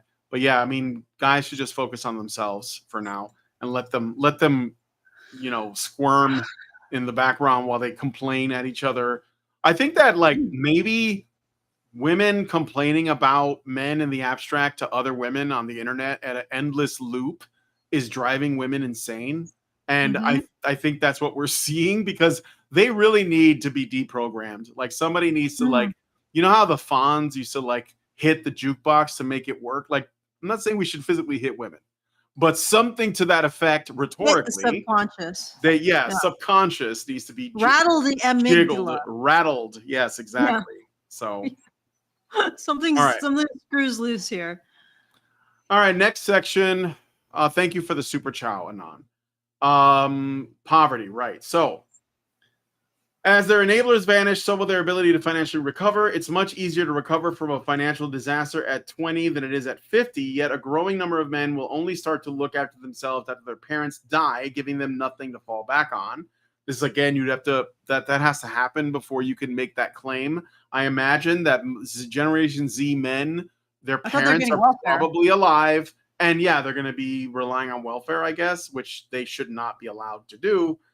According And you to know what's really funny is Mm. that AI is actually, I know people have been like scaremongering about AI, but it's looking like it's destroying the first few rungs of the career ladder. So people are graduating and there's no entry level jobs anymore because it's less costly. So there's no jobs where younger workers can actually get in and start learning the ropes because it costs employers less to just take people who already understand the job and empower, use AI to give them a multiplication factor on their ability to work. You get what I'm saying?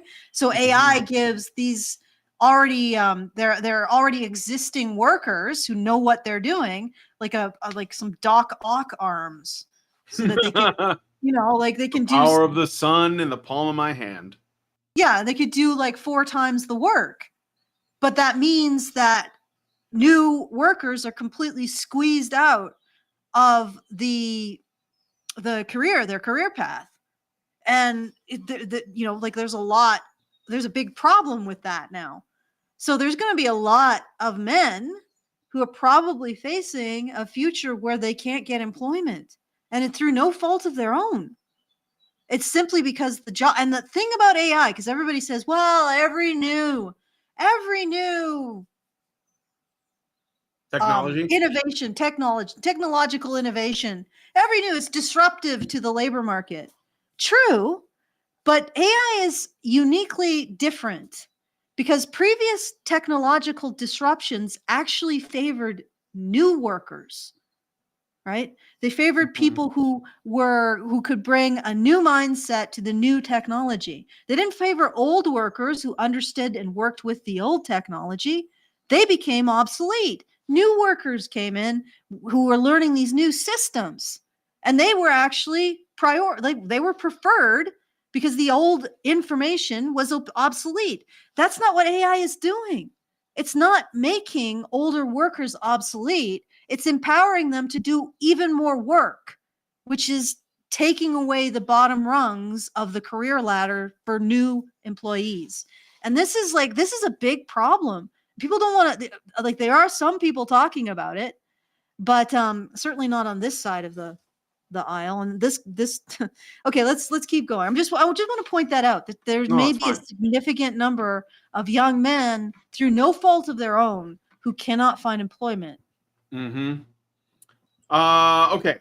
Man children also won't be able to find partners willing to tolerate acting as parents for them. People are increasingly aware of the rise of moocher men. This means their senior years will likely be spent in tent cities, welfare housing, or couch surfing.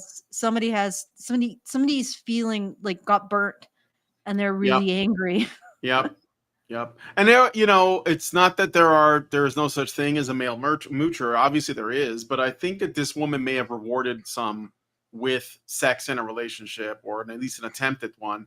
And when they got burned, because like this isn't about Jake and Dave anymore. It hasn't been since after that anecdote was done. This is what she really wants to talk about. So that was just her launching point for this. All right, mental illness. Another major issue that comes with arrested development is worsening mental illness.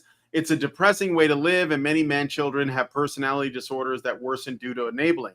That combination leads to social isolation. As more men drop out of society, they lose the benefits that come from being a part of an uplifting community. This could easily lead to a rise in suicide as well as drug addiction. All right, so again, we're back to what I was talking about before. What's missing? What is it that these young guys are not getting that previous generations have had? And it's not like it's the only thing, but like it's like you create the conditions for this to happen. And there's a lot of factors too. The birth control pill has been a disaster for families and children. I think that it's contributed to lots of genetic problems with men and girls, boys and girls alike. And but we can't talk about that. Why? Because women wanted it in the 60s and now it's done, and we can't even have a discussion about the birth control pill and its effects. We can't even have a discussion about the sexual revolution. Anything that the second wave feminists have advocated for. We can't talk about the Great Society. We can't talk about any of those things and what they may have done. All we can talk about is the right now. And so, in the right now, men are struggling, and it's men's fault because we can't look in the past. I don't know where it came from. I just know it's a problem now because it affects me, or it might affect me. And so we can't even talk about it. So it's like, I feel like I'm wasting my time in a way responding to this, because it's like, well, yeah, this could be a problem, but where did it come from? Because if we can't talk about where it came from, then we have no hope of addressing it. Like no hope at all. Yeah. So, all right. All right. I got another super chow from Albatross, who gives us $5 and says, sounds like some women are getting a taste of their own medicine, because what she's describing sounds like what princess treatment girls do. Yes. That is what it is. Exactly. It's not, but not like that. Guys, you're not allowed to do that. I don't know if you know. All right. Crime. There is a very distinct link between being a man-child and being an incel. In many cases, they're one and the same. Incels have been linked to mass murders, rapes, and domestic violence. What? How are incels linked to domestic violence? They don't have relationships. Yeah, right. Yeah, and actually, statistically, incels are less violent. No, yes, they are obviously less violent, but domestic violence is literally like impossible. Like if you're in a relationship where domestic violence could happen, then you are by definition not an incel. Incels have been linked to mass murders, rapes, and domestic violence, sort of like the way Black people have been linked to fried chicken and watermelon. You can make links. Yeah. And you know what's really sad is being linked to delicious food items is apparently more of a horrible thing I'm more likely to get our channel struck for having said that than having said incels are linked to these nasty things that are much, much worse. Like, who doesn't like watermelon and fried chicken? But anyway, I love fried chicken. Yeah, I know. I do as well. It just causes me great pain because it's got weed in it. But incels, like, yes, they have been linked to these things. Not like they per capita, they're actually less violent. So if you took the from a group of if you sampled from a group of incels and you sampled from random people in the population, the incels would be less violent. Absolutely. Yeah, like it's a very, very small percentage that actually sort of act out in the world. And most of the time, if they act out violently, it's against themselves. Like most of the time, if it gets to that point, which is also a very small percentage. But again, these people only, like, incels only exist in the minds of these women when they harm other women. Like, even if they mostly harm other men, it doesn't count. But if a woman is harmed while an incel is murdering a bunch of dudes, then it becomes a woman's issue, and it becomes something that all incels are linked to. And it's a condemnation of men everywhere. Like, we've gone from, you know, somebody who's like a failure to launch to mass murderer. Like, that's how much we've escalated this conversation without even considering how much of a minority you're using. It's like you said, it's like, it's not cherry picking, it's genetically engineering a cherry. Yes. It's a GMO cherry that you have picked, you know, after it's been in the fucking, you know, Wuhan lab for like 10 years. And you're like, now finally I have it, the perfect cherry. Yeah. This is it. Incels, mass murder, couch surfers, and guys that are struggling to find jobs. Yeah. Like, what? So Gigolos. anyway, yeah, the gigolo, welfare king, incel, couch surfer, unemployed, homeless man, homeless guy. Oh God. Well, we've defined something here. And that's men, guys. Be afraid. I'm just not crossing enough boxes myself. I gotta get on that. So okay. Yeah, we gotta get on to finishing this. Good Lord. Yeah, this is a long article. So when you pair that with poverty and a likely spike in drug addiction, the writing's on the wall. The man children of today will likely become the jailbirds of tomorrow. No, the jailbirds of today are the jailbirds of tomorrow. Come on, this isn't even the same group of. It's just she's just basically taken everything that people. Well, it's not even that men do wrong. It's everything that we pin on men. Like, women are criminals too. Women declare themselves the table all the time. Like, that's where the meme came from. And I watch them do it with great glee, right? So all of these negative things, first of all, they are negative human traits. In some cases, they are negative human traits that are more often found in women. And she's basically just defining men with them in order to do a know you, because she feels that the vision of the perfect woman is threatened. And then again, this woman has an article where she says she commiserates with the working man.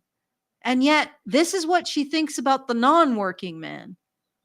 Well, you certainly commiserate with the working man, but if the working man ever said, hey, I'm being exploited by work, by the bosses, by the capitalist bosses, and became the non-working man, you would be right there to take a big wet shit on him with all of this. Like Amber Heard. Crime, drug abuse, domestic violence, all of the horror. Oh, you're just a worthless man. Like, how do these women advocate for the working man, and yet they provide the most toxic shaming of the non-working man? Yeah. Okay. I want to get through this. So, radicalization. I'll keep this short. Proceeds to write like 4 paragraphs. Oh, good Lord. I'll keep this short. There's a reason why misogyny and loser men go hand in hand.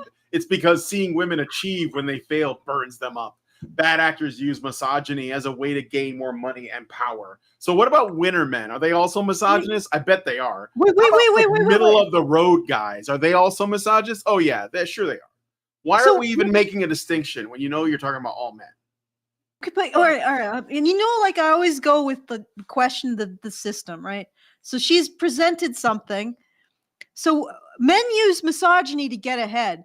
Wouldn't that mean that all of the men who have jobs, who are not all the men who have got ahead have used misogyny? That's what I'm saying. Like, you're saying loser men are using misogyny. So the only thing you're really mad about is that it's not working for them. But then the men who have done it successfully, well, it did work for them, but they're still using misogyny. So, you know, like, it's like, you want to say that Elliot Rodger is the loser, but also Don Draper, which I'm sure you think is the average guy that has a job. He is also, you know, using misogyny to get ahead. and he hates Yeah, it. well, when the women- working man, she goes to bat. Okay, but I just want to use misogyny as a way to gain more money and power. Okay, so bad actors use it. So this is a way to gain more money and power. Misogyny. How do you know that the men that you like haven't used misogyny to gain money or power? Or is it not misogyny when they do it? And if, okay, so you're calling out men who haven't achieved, who haven't got a job, and these men use misogyny to get those things. Has she given any examples of men that No. she likes doing something good? Or has this all just been negative? with It's the all just been exception of negative. her But I would really like gay an friend example. who was I would like an hurt by example of a man using misogyny to gain more money and power, please.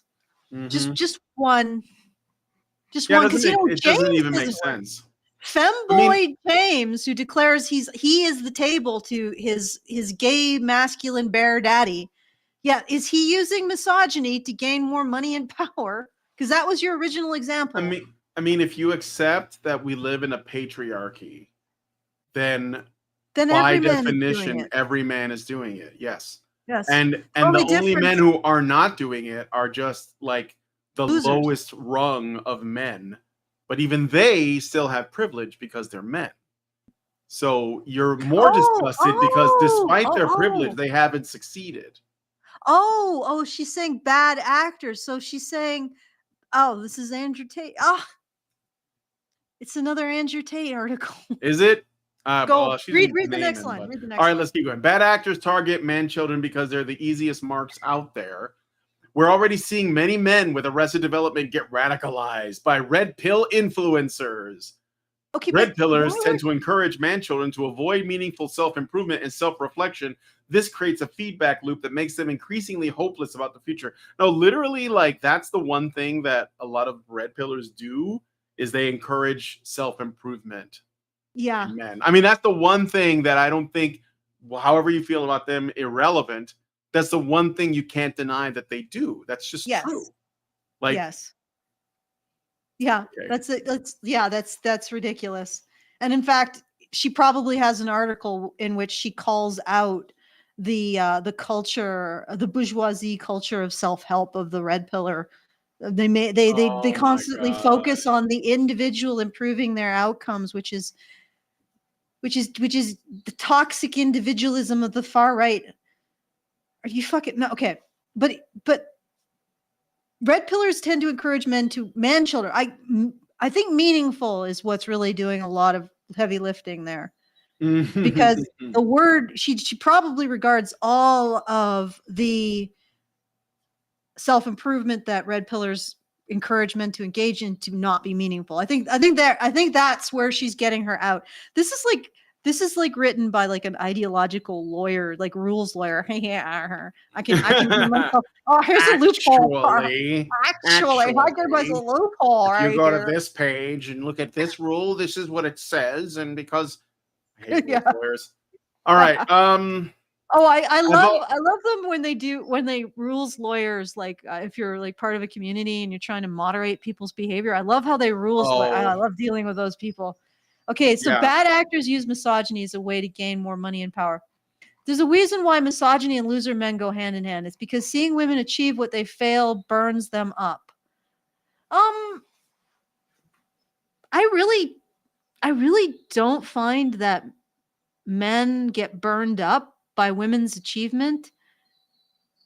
What No. burns them up is all of the women-only scholarships, bursaries, support, women-only employment opportunities, and all of that other stuff. And the fact that the people who are doing this do it, and then when men point it out, they say it's misogyny to point it out, but also we should be celebrating the thing that we're doing. It's misogyny to say that we're doing it, but we should also be celebrating it because we're doing it. And Yes. it's like this inconsistent bullshit. I mean, it might even just be easy. It might even be less annoying or vexatious or aggravating if they just said, yeah, we just want women to succeed over men. We just do, because we like women more. Because like everybody, we like women more. There's nobody who doesn't like women more than men. There's very few people that actually overcome that. So we just like Yep. women more. We just want to see them succeed. Sorry, that's just what we do. Instead of doing crap like, oh, we're not doing that. You just are a loser. Why you didn't get that bursary because it was only, or you didn't get that scholarship because it was only women? That makes that you're just a loser. You're just a loser. That's why you didn't get that scholarship that was only for women. You're just a loser man. Like doing shit like that is what really, like if I were a man, it would really piss me off. And it pisses me off on your behalf. I don't know. But regardless, like that's what burns them up. All Mhm. of the female favoritism, the fact that teachers mark boys down less, they're lower. They get lower grades for no other reason than being a boy. They get punished more for no other reason than being a boy. They get left out of things for no other. They can't have their own spaces because that excludes girls, and that's not allowed. Like it's all of this other stuff, right? Not Yep. not the so-called achievement of women, which okay, so you now are the majority of middle managers. Congratulations, you would have been the one in the third rocket in Hitchhiker's Guide to the Galaxy. Or the first rocket. Was it the first rocket? Was the phone sanitizers the first know. rocket? I don't remember. Yeah. I don't Okay. know. All Okay, right. let's keep Yeah, let's keep going. I got a Rumble rant from Noah Fan 21 for awesome. $1. And he says, she's implying every benefit men provide for women was done by misogyny somehow. Insert no ethical consumption under capitalism quote here. Yes, thank you for that. All right. Let's see. So I think the radicalization. So yeah, I've already heard a bunch of men blame women for the lack of success. Red pill radicals encourage them to think that way and often encourage them to avoid self-reflection on how their actions hurt others. As the 2024 election showed, this has serious political implications. Oh, be afraid. I think that there's actual we just talked about it. We looked at the actual evidence of the ways that women are systematically advantaged over men. And that wouldn't be a huge problem except for the fact that after that, women still expect special treatment from men, despite the fact that men are on the path to doing worse financially. So men are carrying more of the burden of career and acquiring status and wealth and all of this stuff, material wealth in the world, while they don't actually expect it from women generally, because men don't. And women can have stuff too, and they still want men to do all of the chivalrous things. So it's like all of the advantages of chivalry for women and none of the advantages of equality for men. And that's where it is now. And women, they don't even think that they want to have their cake and eat it too. That's just what it is because they've been conditioned to think that. So this is what's happening. I'm not like that. That's an election doesn't change that. And I think that men know that. So the fact that this writer is making that correlation, like, oh, the 2024 election reflects this terrible time. It only tells us as men that you only see the notion of politics itself is just a means for you to control more of men's lives.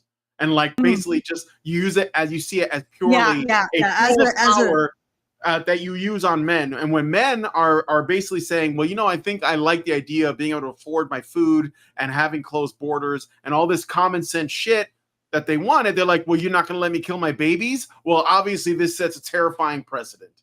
And that's what she's mad about. I mean, it's not just that, but it's essentially the fact that men have a voice and they used it. That's all it is. They're like, no, we're not doing this. And that's when they got upset. Of course, the answer is to men leaving the left is to continue to abuse men more until they return to the left. And I'm not on either side.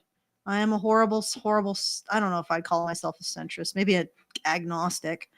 But I can tell you that if there's one side that's constantly abusing, harassing, and attacking men, and also promoting active discrimination against them in the employment in academia while not doing nothing to control women's hypergamy. I'm going to use that word. Women's desire for higher earning spouses who make more, who have better credentials, who bring something to bring something to the table so that a woman can feel like a table. Well, however that feels. I guess that's a really good feeling for women. I feel like a table today. I have so many things being placed on me. And it is my husband's greater achievement and money and it's like, well, what, like if they're going to want that, so you're squeezing men on both ends. You're saying we're going to discriminate against you in academia and in jobs. At the same time, we are not going to tell women that something has to give. Yeah. Right? If you want all of this positive discrimination, that's going to affect men's ability to earn degrees and have jobs. Instead, all you do is just blame them both ways. And, Yep. like that's going to chase them away from your message just by virtue of self-preservation.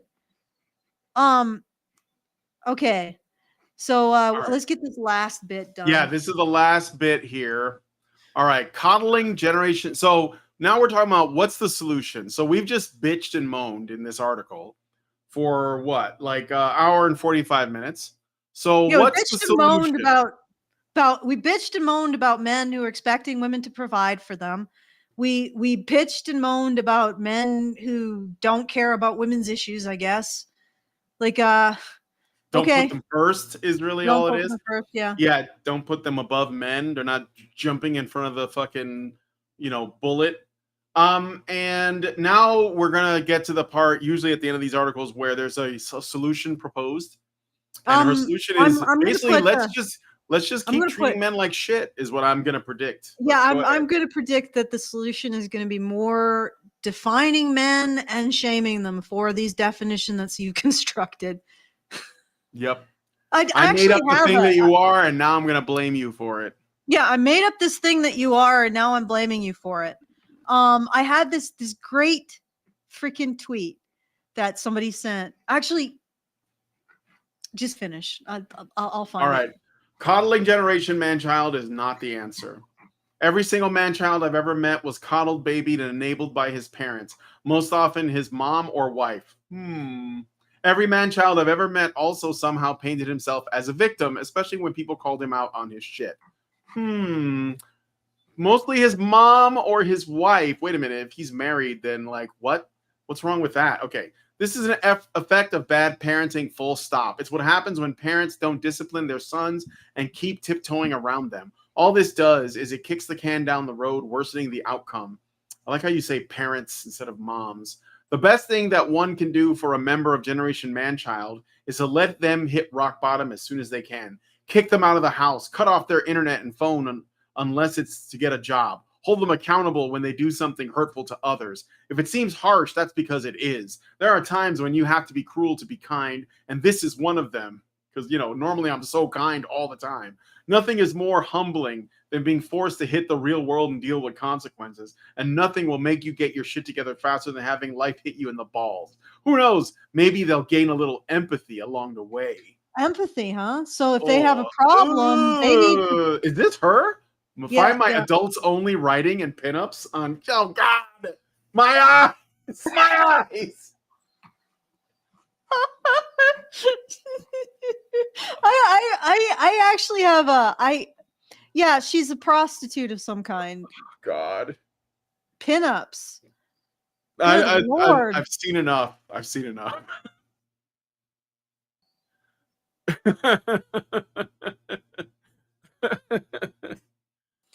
Wow. That's not an attractive. It looks bad. She looks like somebody put like Bjork in a vat of acid and fed her nothing but Wendy's, Taco Bell, Bjork on Taco Bell, and cannabis. She looks like she's a drug addict, actually complaining about men. Okay, so what you're going to do is you're going to give men no recognition for the issues that they face whatsoever. You're going to say, pull yourselves up by your bootstraps. And that's going to get them to gain empathy. They don't have to then turn around And whenever a woman has a complaint, they just say, "Pull yourself up by your bootstraps, sister." Like, this is your pathway for empathy, is it? And she's like LGBTQ too. And a So communist, like, probably. how do you have like an opinion on anything like heterosexual men are doing if you're not involved with them, or at least it doesn't? Maybe you are. I don't fucking know. Maybe you're in a polycule or some shit. She looks like somebody that has a polycule. All right. Yeah. Anyway, go ahead. Well, okay. You know what? I don't know what else to say. I mean, I think that all we can do is just end on that picture. Just let's just see her. No. All right. I'll. God. This is the woman who's telling men how Guys, they need to if act. if you don't actually listen to her, she Dude. might withdraw her interest in you. Her face is fucked up, bro. She looks like she's got like some bad, like some kind of hormonal issue, maybe like her skin on her face. Did she like get into a fight and then take this picture? Like, what is going on? That is good. It looks like that. very badly. It's very like cake badly on makeup, but like the fucking acne is coming through. It No, looks, I think it's actually bruising. yeah, I maybe. wouldn't be I mean, surprised if she has she's a a lesbian lesbian. partner. She's a lesbian. Yeah. She might have a lesbian partner. You know how they get down. Yeah. Like, I'm a More weirdo than who in a loves to punch-up. write, deal with it. Yeah, I mean, I don't care. Why do women think it's cool to say deal with it? If you can't take me at my worst, you don't deserve me at my best. How about fuck off? I'm going to leave now. Like, Yeah. God. Okay, She's got a gunt. Okay. I'm gonna move away from this. Yeah. Let's Like, how do you have this much confidence? I gotta say, that's crazy, man. Probably I'm from scrolling all the away. men I've who seen enough. I've seen but enough. I'm gonna go. I want to kiss my wife now. Yeah. What concerns me is she is a quote unquote sex worker, right? Yeah. Right. But this is just like what, 8 pages of a screed that basically amounts to, guys, you can't use your sexuality. You can't use your sexuality to get material goods from women. That's wrong. It's exploitation. Like, okay, and then this is the cherry on the frickin' sundae, isn't it? The genetically engineered cherry from Wuhan on the absolute shit sundae. That here we go. This is the state of it. And when I said that somebody has experience as a sub 5 with a man who leveraged his looks in order to get you to pay for his way, I think that's what's happening here. The final analysis. And she's really salty about it. Look, lady, you bought a prostitute. Get over it. You're not going to get relationships from prostitutes. That's not how it works. Okay. Yeah.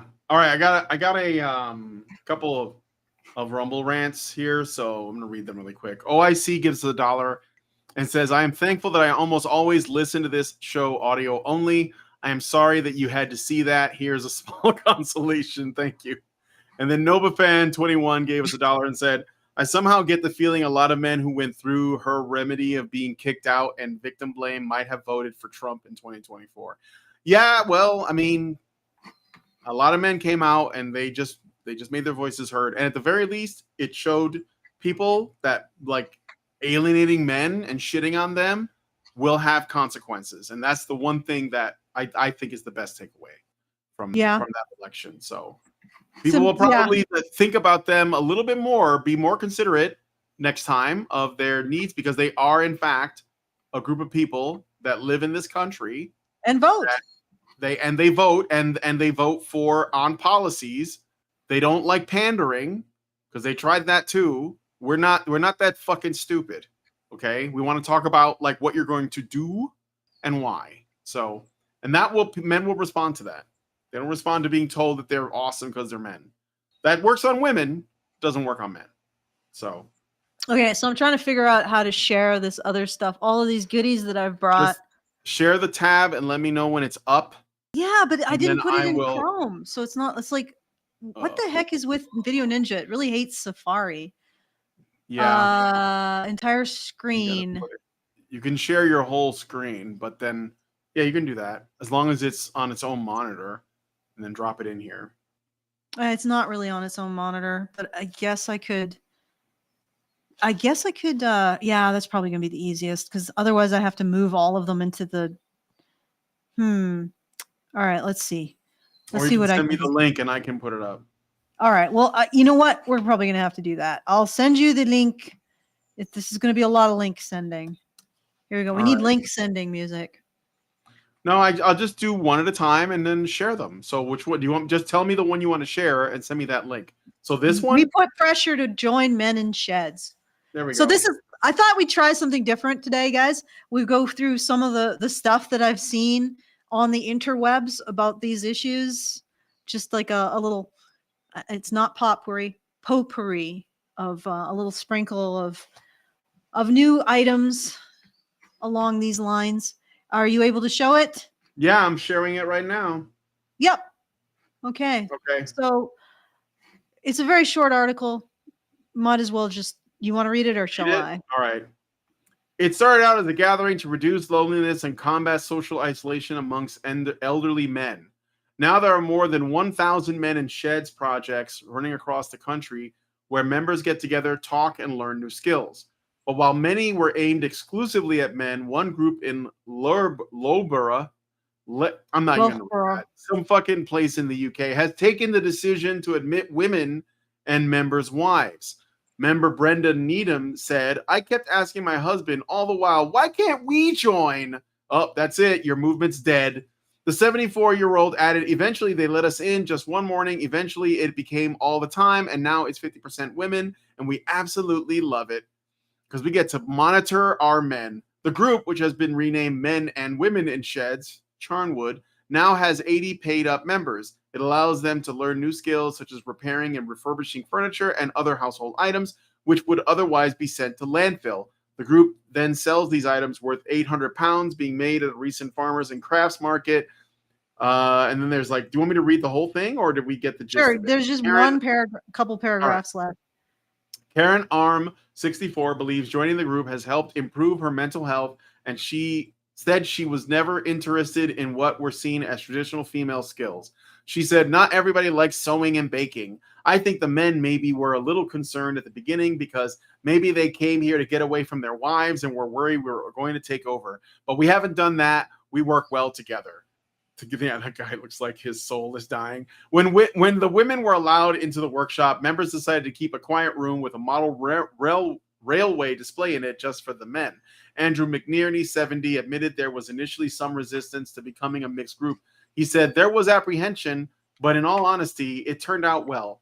We, the men, escape now and again to the quiet room and have a chat and weigh things up. But he added, it's a lovely atmosphere and it's been good. Tony Donovan, executive director of Age UK, Leicester, Shire, and Rutland, which runs the project, said everyone has a story to tell about what life was like before they came here, and in many cases, it wasn't great. It's a brilliant, brilliant project, and we're incredibly proud of it. So, R.I.P. Goodbye, men's sheds. Yeah, RIP R.I.P. Men's Sheds. All right. But they still have their one little room in the back with the model train set. They could take heart from that. They got like a 5-minute break to like go and take a breather, but we're gonna be right there. You better make it quick. Okay, next thing. You couldn't let and the thing is that this was explicitly made to help men's loneliness, and women couldn't let them have their own space. And then I deal with this constantly on Twitter and in YouTube too.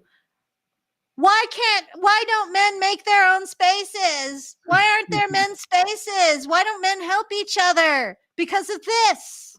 Because women take over. As soon as men go and try to create a space to help each other, to take care, to help and improve each other's lives, women gate crash and take it over. And I don't believe for a second that these women are being honest about how they actually feel about this. Right? I don't believe it for a second. And also, probably this shed will be gone in 5 years. And then all of the other sheds will have to admit women, because women in those places will be like, well, they admitted women in Loughborough. Like why not here? Worcestershire, Schidberg. Yeah. Yeah, it's like Exactly. they're going to disappear. They're going to disappear, and men will once again not have anything for themselves. And then once again, we'll be going on. Feminists will say, "Well, why don't men make their own spaces?" Because you destroy them. You either destroy them outright, or you insist on having access. All right. Well, here's the next thing. I think I sent it to you. It's just, I like is this X post? Because I don't have anything else. Yeah, that. boomer women eyeing up the small room. Small room with the model railway as their next encroachment. Yes. Yes. That room is not going to stay. And also, how male only could that room possibly be? How comfortable can men be talking about issues that they just want to talk about with other men in a back room like that? Mm-hmm. And how long is it going to stay? Their sanctuary. Like, God damn. So there's a problem with male suicide. Men set something up, and then women demand access. Yep. That's where the men's space is. Same as it ever was. Same as it ever was. Mm-hmm. All right. So here's the next thing. Oh, I wanted to point this out. It's another tweet on this subject, but it's something that Tin Man brought up. I know you spoke with him a while back. Yeah. I know he's more on the left.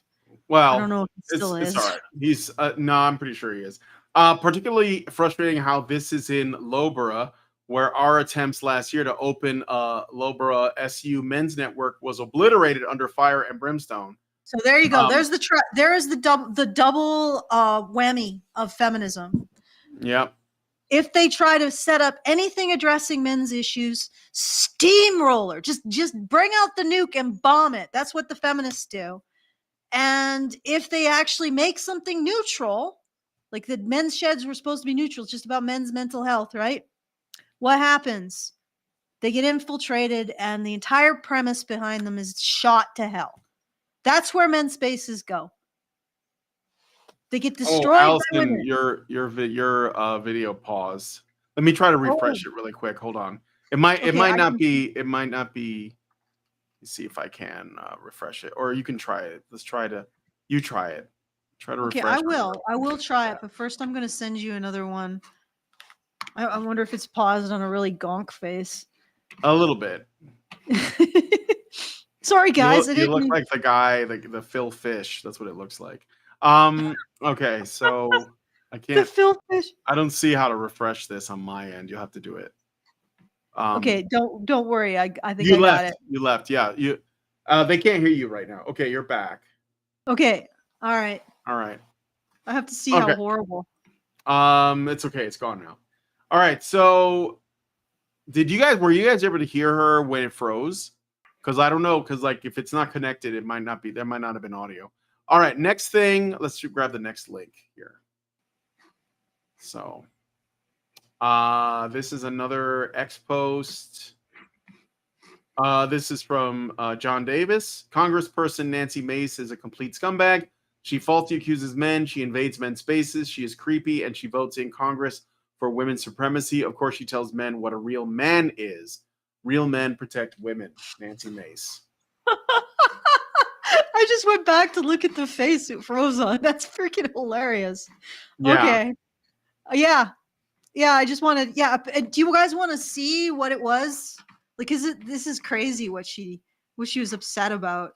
It was like she was confronting some guy, who was asking her a question, and she kind of snapped at him. Like basically, everybody came after her for that. She's not. Yeah, no. There were some. Yeah, actually, I think there were even some women who were like, "What the hell are you doing?" Yeah. Anyway, so what I responded to her was, "What do real women do?" And in that tweet, what do real women do? When you say in that real tweet, men if you go do down, this. there should be somebody who showed what it is that this is about, and it was astounding. Like, okay, it's way down. It's call sign Dr. Doom, but it's way, way, way, way down. So you got to scroll like your life depends on it. I'm scrolling. It's even harder, Brian. Well, I don't want to like zip past. Is it a video? Yeah, it's video. There we go. There we go. There it is. Oh, okay. This one, it's kind of short, but okay. I do them. I do them every year. Every year. You want to keep Are you going? gonna do any more Do this you want year? to keep going and Are you keep gonna do harassing I'm me? asking if You you're could gonna have more gone town to a halls this dozen year. town halls last year. I asked if you're doing any more this year. It was one simple question. Yeah. Are you doing a town I've hall already this year? done one. I'll do Are plenty you doing more. any more this year? It was a simple question. You're always invited. Okay, sweet. We'll look And out by for the an way, actual invitation I for the next voted for one. gay marriage What twice. does that have to do What with is it I'm about just saying, these? it has everything to do with you. You think everything about me has to do with gay I marriage? do, That's your absolutely. first stance when you Yep. speak with me? Absolutely. There's no other humane If you want to get in my conversation you face can have about town me? halls, you should have shown up There's to no one other last humane year. thing you can talk about me just saying, oh, I support gay Uh-huh. marriage. Yeah. That's the Because only you're thing you getting in have my to face say. about a town hall. Oh, You I could have just gone asked you one last year. simple question from right Would you over like here. to? Would you have- Just pause it here for a sec there, Brian. Okay, so I don't know how this began. She brought out the phone and she started filming. But the only thing I can tell from the beginning was him saying, "Are you having a town hall this year?" Not last year, but this year. And then she just starts to melt down. And let's keep going. Let's keep going. Just All right. watch. Yeah. chance to have more town halls this year. I have town That was halls one every year. question. I have over a Okay. dozen every year. Great. That was my entire question. You didn't have to go Yeah. into the spiel about You everything could else have you you wanted could to. have come to any of them last year. Okay. And I'm I had asking over about a this year, not dozen. 2024. But Where for were you the year, year right? before that? Okay. Or the year before that? It was a simple Oh, question. I because asked you know if what? have Because you any more that people you're on the going to left this are year or not. crazy. So I'm You're over that. absolutely fucking crazy. I'm I absolutely don't. fucking Where You did are. that And get come out of my from? get out of my face. You're insane. Goodbye. No idea. You're insane. Fuck you. You're gonna fuck me. You're Yep. gonna be voted Bye. out so fast this year. I I'm can't not. wait for you to fuck I'm me. not. Okay, and I then it won by just deteriorates from there. But that's Yeah, what she's yeah, yeah. bitching about when she is the real man thing. Now I don't even know if this guy votes Democrat or left. He just asked her, "Are you having a town hall this year?" And then like it gets unhinged from there. And I know this is maybe against the usual political narrative, but I just wanted to point out the level of entitlement, the level of female entitlement of this. She wasn't, as far as I can tell, unless he was doing gay cartwheels towards her prior to the beginning of of this video. All it appears to be is that he came and asked her if she's going to do a town meeting in the following year. Now maybe he was snide about it, but it actually gets worse. Like she starts swearing at him, and this is what she's asking for, like a big strong man, and she's talking about how a real man recognizes when he's intimidating a woman. Like the guy never came within like looks like about 10 feet of her. But anyway, so Yeah, it's he was just doing social distancing. yeah. I don't know if it I don't So- know. You know what? She's not popular, and she's gonna get voted out. Her career's over. This basically put a nail in it, honestly. But yeah, I don't care Um, what honestly, personally, I don't care what political position he is. Like this is this Mhm. behavior, and then to accuse men or to again make a definition of men and shame men over it because of what was her own behavior, like blow back on her own behavior. But anyway, we can move on to another one. all right, do you send me the Um, next link? Yeah, sure. I'll send you this one. Okay. What do you remember what Rams Paul did? Because Ramsey Paul. Ramsey Paul, yeah. Ramsey Paul, yeah. Ramsey What is Paul. his shtick? He was well. I mean, I know he used to be an anti-feminist, but now I don't know. I don't even like that was way back. Well, in the day. anti-feminist means a lot of things. I Like, know. That's what I'm saying. Like, you can actually I find don't know gynocentric if anti-feminists. Sure, absolutely. So, okay. So, what did you want to say about this one? Because I haven't been Okay. following him for a long time. So, All right, incels. Okay, so this is a tweet, and this actually was like, I found it sort of disturbing. He tweets this pedophile teacher, Texas teacher 31 arrested for alleged sexual relationship with a middle school student. So middle school is under 15, I believe, or 15 or under. And apparently the middle school student also was, I don't know if special needs or just like special ed. So like maybe he had dyslexia or something, or he could have had a mental retardation. But so Rem Pauls tweets this and says, incels Women only want tall, rich, and successful men. Unless you're in the top 1%, forget about it. Reality, woman has sex with mentally disabled child. Like, I just find the focus here to Oh, it's a be, weird joke, kind of it's a bad taste. weird freaking take. You think that it's a joke? It's just, I it's think it is. I mean, I don't know what else to think about it. I think maybe he's trying to put a spotlight on women. Like like I don't know. It is a weird take. It is a really But weird take. But yeah. anyway, it's yet again the newspapers are alleged sexual relationship. Can't use the R word when it comes to women, can you?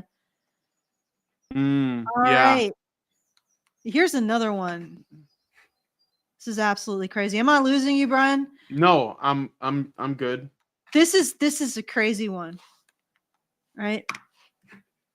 All right. Oh, good Lord. This is crazy. A woman accused of pinning her online date down and forcing him to have sex has been cleared by a jury after telling them she's too lazy to stay. If it's pink hair, it is. Mm-hmm.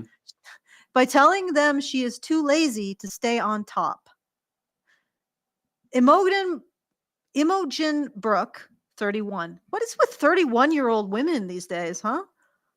Was said to have yanked her alleged victim onto his back and straddled him when they got into bed at her flat in Southampton. The Port City's Crown Court heard she weighed 24 stone at the time, and he was quite a lot bigger and stronger than him, and he couldn't move her. She was also accused of giving the man a love bite that looked like he had been strangled, telling him during the alleged attack, "You're saying no, but your dick is saying yes." Yikes. Now, Is this the same woman? no, it's not the same women. It's two different. They're both 31, which is an interesting coincidence, but it's two different women. And if you open up the article, it's the pink-haired article. Yeah. And what's fantastic about this is the judge said the following. I have to find it. Is it in the article? It is in the article. All yes, right. the judge said, Judge Brian Foster, KC, said to the jury, Oh my I God. promised you an interesting trial. I hope it's been just that. Like, the judge is treating this like a joke. Oh yeah, here it is. I promise you an interesting trial. Yeah, of course it's a joke. Yeah. It's a joke to him. It's a joke. And the fact is that all she had to do was say, I'm too lazy. I'm too lazy to get on top, guys, because I'm a fat ass. And also she said, hey, well, I mean, if a man, listen to this, actually, listen to this logic. She told, okay, just a second. In her closing speech to the jury, Miss Archer said, if a man is going to accuse a woman of forcing him to have sex, is he going to suggest a position whereby he was behind her? Is he going to suggest one where he's on top of her? That isn't going to add up or make sense with an allegation of forced sex. The only position a man could suggest a woman was in if he was going to suggest he had been forced to have sex with her is one whereby she would have had to be on top of him. And that was her freaking defense. Because a man is every woman who rapes a man now get to use that defense? Well, Your Honor, the only position I could have raped him in, herpaderp, was woman on top. Therefore, you must acquit. The UK is totally fucked. Oh, it just gets worse for the UK today. Yeah, it's just like, okay, so yeah, she gets off for that. Her word against his, but her word holds, even though she was the one accused of sexual assault. And also, incidentally, all of the quotes that she gives, textbook lying. Right? She says, I'm too lazy to get on top. Not, I did not rape him. Not a flat out, no, I would not do. This is the way that people construct lies. They construct lies through a series of digressions around the truth. And one of those is something like, oh, I couldn't have done that, Your Honor, because I'm lazy. I couldn't have done that. Well, I couldn't have done that because, well, what other position would he have suggested? Oh, and then she also makes the excuse, like the injury to his throat. She makes the excuse that she can't multitask. So she couldn't. God. This is acquitted. Acquitted because she's too lazy to rape. I want to hear that. I want to hear that. I want to hear that defense made by a man someday. Your Mhm. Honor, I'm just too lazy to rape. Your Honor, the only position in which I could rape her would be one in which I push her down and hold her down. Therefore, quit. I mean, she would only say I had engaged in sexual congress with her in that position, right? Therefore, I'm innocent.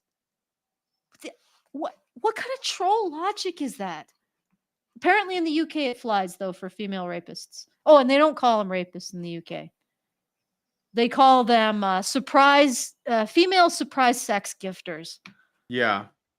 All right, and then there was this one, the one for the ADHD, or we can do more UK shenanigans. Yeah, let's do more UK shenanigans. Here we go. There we go. This is a All fun right. one.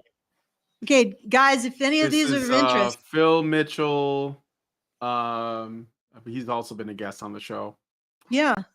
Gang of girls attack elderly man and woman in separate incidents on train as police release CCTV. Yeah. Gang of girls. Gang of girls. But as we've covered on this show, none of these girls is going to be incarcerated because What we they got need rid. is a Netflix documentary about this. Like that. Well, if they did do a Netflix documentary, all of these girls they would just be- make them all men. Yeah, They it would would be make the them all one boys. time where they would like do a proper gender swap, right? Yeah, Yeah, they yeah. make them all boys.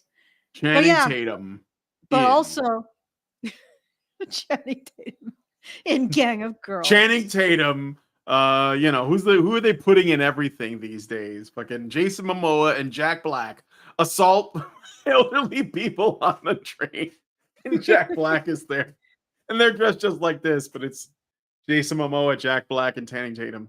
All right. Anyway, Bash Grandma on the train. Bash Grandma on the train. Yep. Yeah. They do a musical number. Chicken jockey. Anyway. Okay, but my point was, and we've covered this before, there is no juvenile detention facilities for girls in the UK anymore, guys. They got rid of them. So where are they going to put them if they find them? That's right. You know what they'll do? They'll give them a bouquet of flowers, $5,000, and a foot rub. That's what they do to female criminals in the UK, apparently. Mm-hmm. All right. Let's see what we got here. All right. I got another Rumble rant from OIC. Says if she's too fat to sit, then you must acquit. All right. Awesome. Send it through. Oh my God, that's good. Granny Bashers in theaters August 8th. Yes, right. Adam Sandler, Chris Rock, and Kevin James.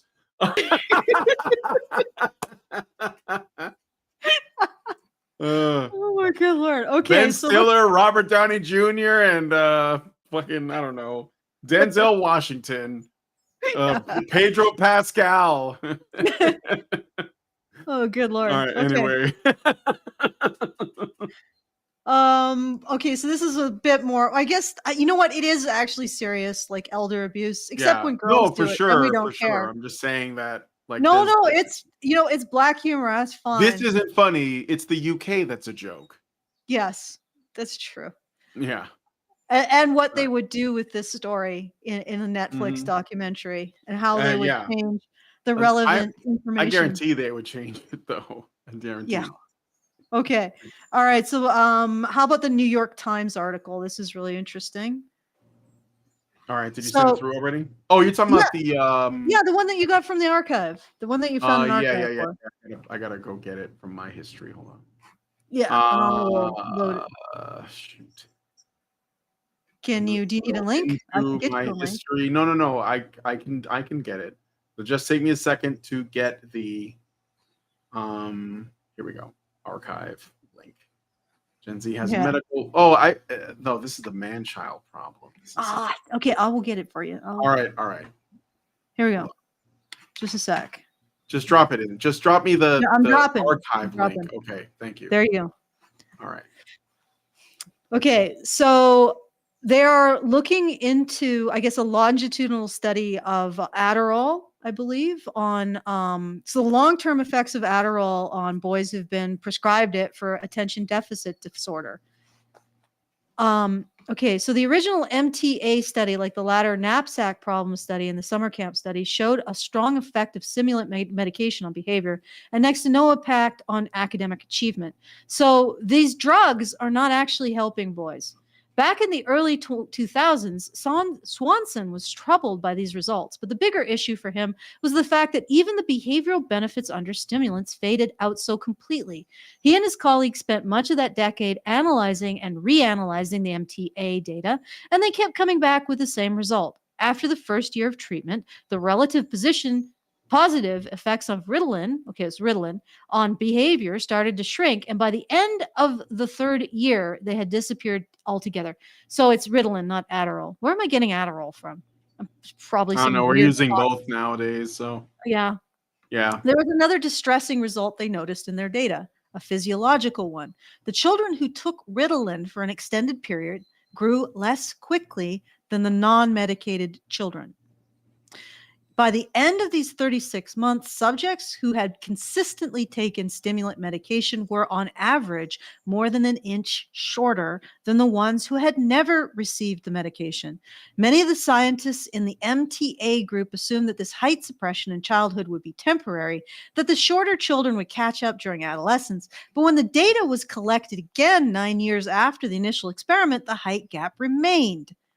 In 2017, Swanson and the MTA group published yet another follow-up, this time tracking the subjects until age 25. The ones who had consistently taken stimulant medication remained about an inch shorter than their peers. Their ADHD symptoms, meanwhile, were no better than those who had stopped taking the medication or who had never started. All right. So things that are routinely prescribed to boys because they're boys, let's face it, actually cause growth retardation, or they retard their physiological development to the tune of 1 inch. Mm-hmm. We are poisoning boys so that their behavior is more palatable to teachers. That's what we're doing. We're robbing them of their natural growth. And we're also causing, apparently, one of the other problems or risks is also mania. Let me just see if I can find that. Mania. Even a medium strength daily dose of Adderall more than tripled a patient's likelihood of developing psychosis or mania. And they keep saying patient and children, but we all know who was prescribed this, right? We all know. It was boys. And they were prescribed this because their behavior was not appealing to the majority female teachers that had to deal with them. We poisoned a generation of boys. Like, how can you, that something has to seriously be going wrong for a kid to knock off an inch of growth on a kid. Mm-hmm. Like, something is going wrong. This is not something that should be fed to children, and certainly not so that fat or overweight. How did it go with the Freedom Tunes? Overweight, Slightly middle-aged, overweight, middle-aged women should be able to think like think that they can do the job of teaching, shall we say? I mean, aren't teachers there to get children to do the work, like to understand how to motivate children? Like, instead we poison a generation of boys. But if boys and men feel like a victim, they're man children, don't you know? Yep. Good Lord. Do you realize that how much of a shitstorm this would be if this had been done mostly to girls? And yet this is probably going to be another thing that just gets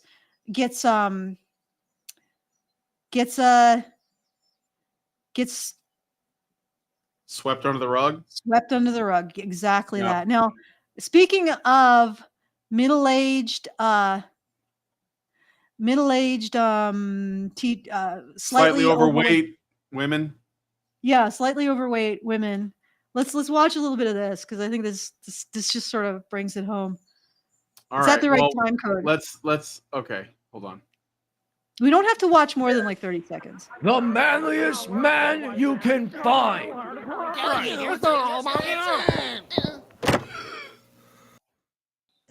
My brother, explain to them what they have done to me. So if you guys don't know, just let's pause for a sec. What?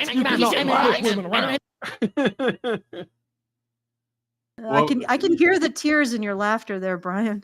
Oh, I saw this. I mean, I saw this already as like when it came out, but yeah, It's really. Why are you holding your pistol like that? Take your crap. Let me tell you something about You don't listen. You don't listen. This is the Freedom Tunes. This is the Freedom Tunes response to the adolescence bullshit.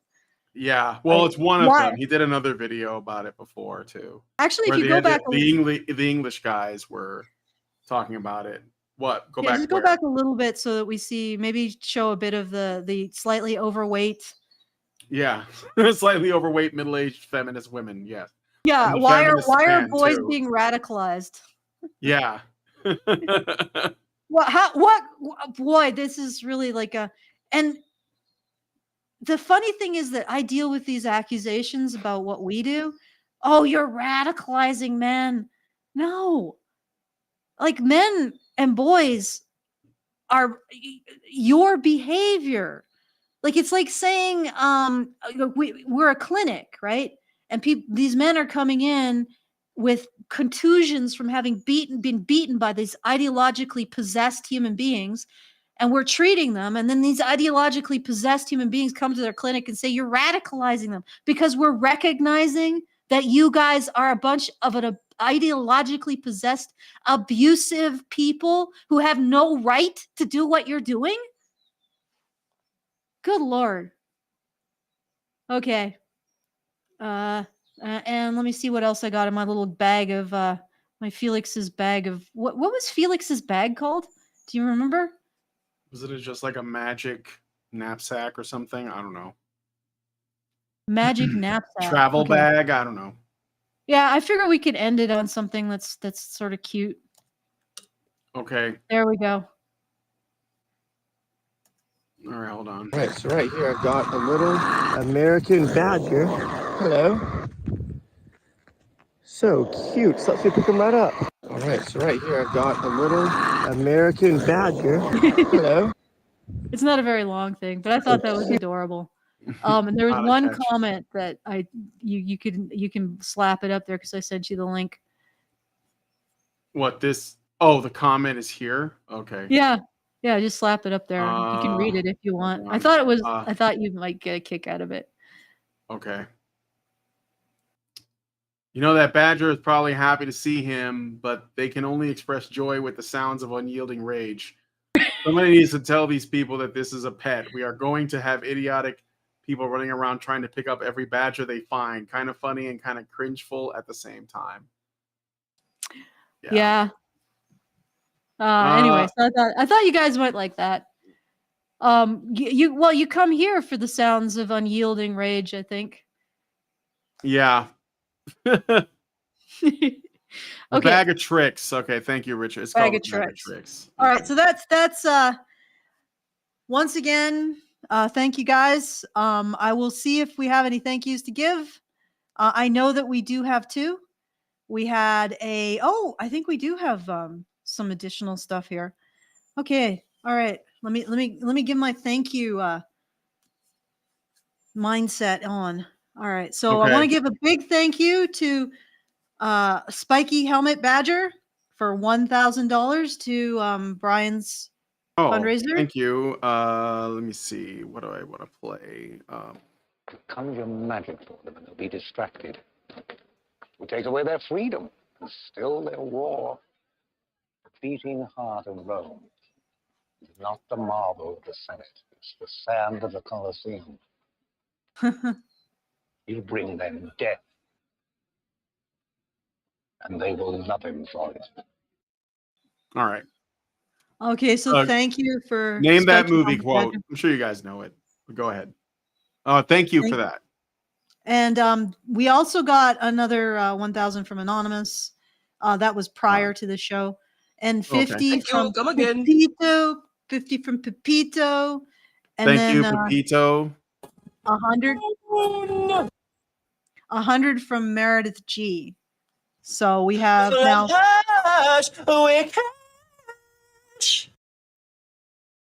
I can't believe that I thought that it's time. He was singing "It's Time to Wake Up," and I never could figure out why you used that sound break. How many years have you used that? Like 4 years? Like, I just didn't question it. I was like, "What? It's time to wake up." I'm like, no, that's not at all what he was saying. You're just a woman with a small brain.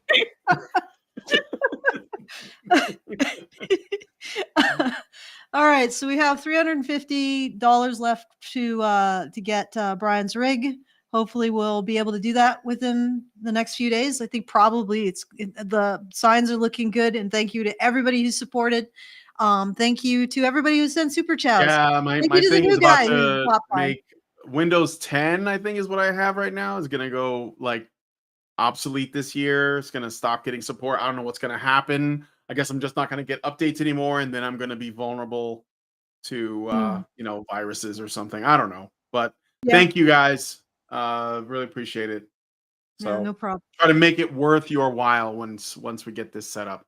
I'll be able to do more with the machine and maybe more like cool effects. I like the effects. More sound bites that I won't understand. Yeah, I'll definitely have the more obscure sound bites. Times are changing. The ladies can do stuff now. You should have played that one for the freaking article we went through. Yeah, all right. I have too many. Okay, so did you have any last, or I should have I shouldn't have used the word last, but I did. Okay, any final thoughts, Brian? Oh, I added final to last. Damn it. I don't think there's any way around that, but no, I mean, I think we covered it. We gave it a good rogering. There was a lot to respond to, so yeah. I just want that Netflix series to happen now with yes. Christopher Walken, John Voight, and these actors are just getting older and older, Harrison Ford and then like the old people are becoming younger and younger. It's gonna be like, fucking Ortega and like the chick from Black Widow, the chick from Game of Thrones, the young one. But anyway, I think it was good. So yeah. Okay, well, thank you, everybody. If you want to send us a comment about anything that we talked about here on the show, you can do so at feedthebadger.com/justthetip. It pops up in our community, and we'll respond to it whenever it makes sense to respond to it. Like whenever me and Brian are doing a show again, and which is fairly often. That made it sound. I think I just made it sound like it's going to be forever, but it's probably just going to be next. It's the Sunday coming up. We'll be doing another one, a fundraiser stream. But anyway, so feedthebadger.com/justthetip if you want to send us something to ponder, and feedthebadger.com/support if you want to help Brian getting his rig set up. And again, big thank you to everybody who did a lot of initial support so that we could get our monthly fundraiser done, so we could focus on Brian's what he needs. So big thanks to you as well. And that would mostly be Richard Bier and his incredible choice in YouTubers. Yeah. Oh, well. We have to respond to that stuff too, eh? Okay, back to you, Brian. I think that's... All right. Yep. Okay. So if you guys like this video, please hit like, subscribe if you're not already subscribed, hit the bell for notifications, leave us a comment. Let us know what you guys think about what we discussed on the show today. And please, please, please share this video, because sharing is caring. Thank you guys so much for coming on today's episode of Maintaining Frame. And we will talk to you guys in the next video. Men's rights activists are machines, dude. Okay? They are literal machines. They are talking point machines. They are impossible to fucking deal with, especially if you have like a couple dudes who have good memory on top of that too. Holy shit, you're fucked.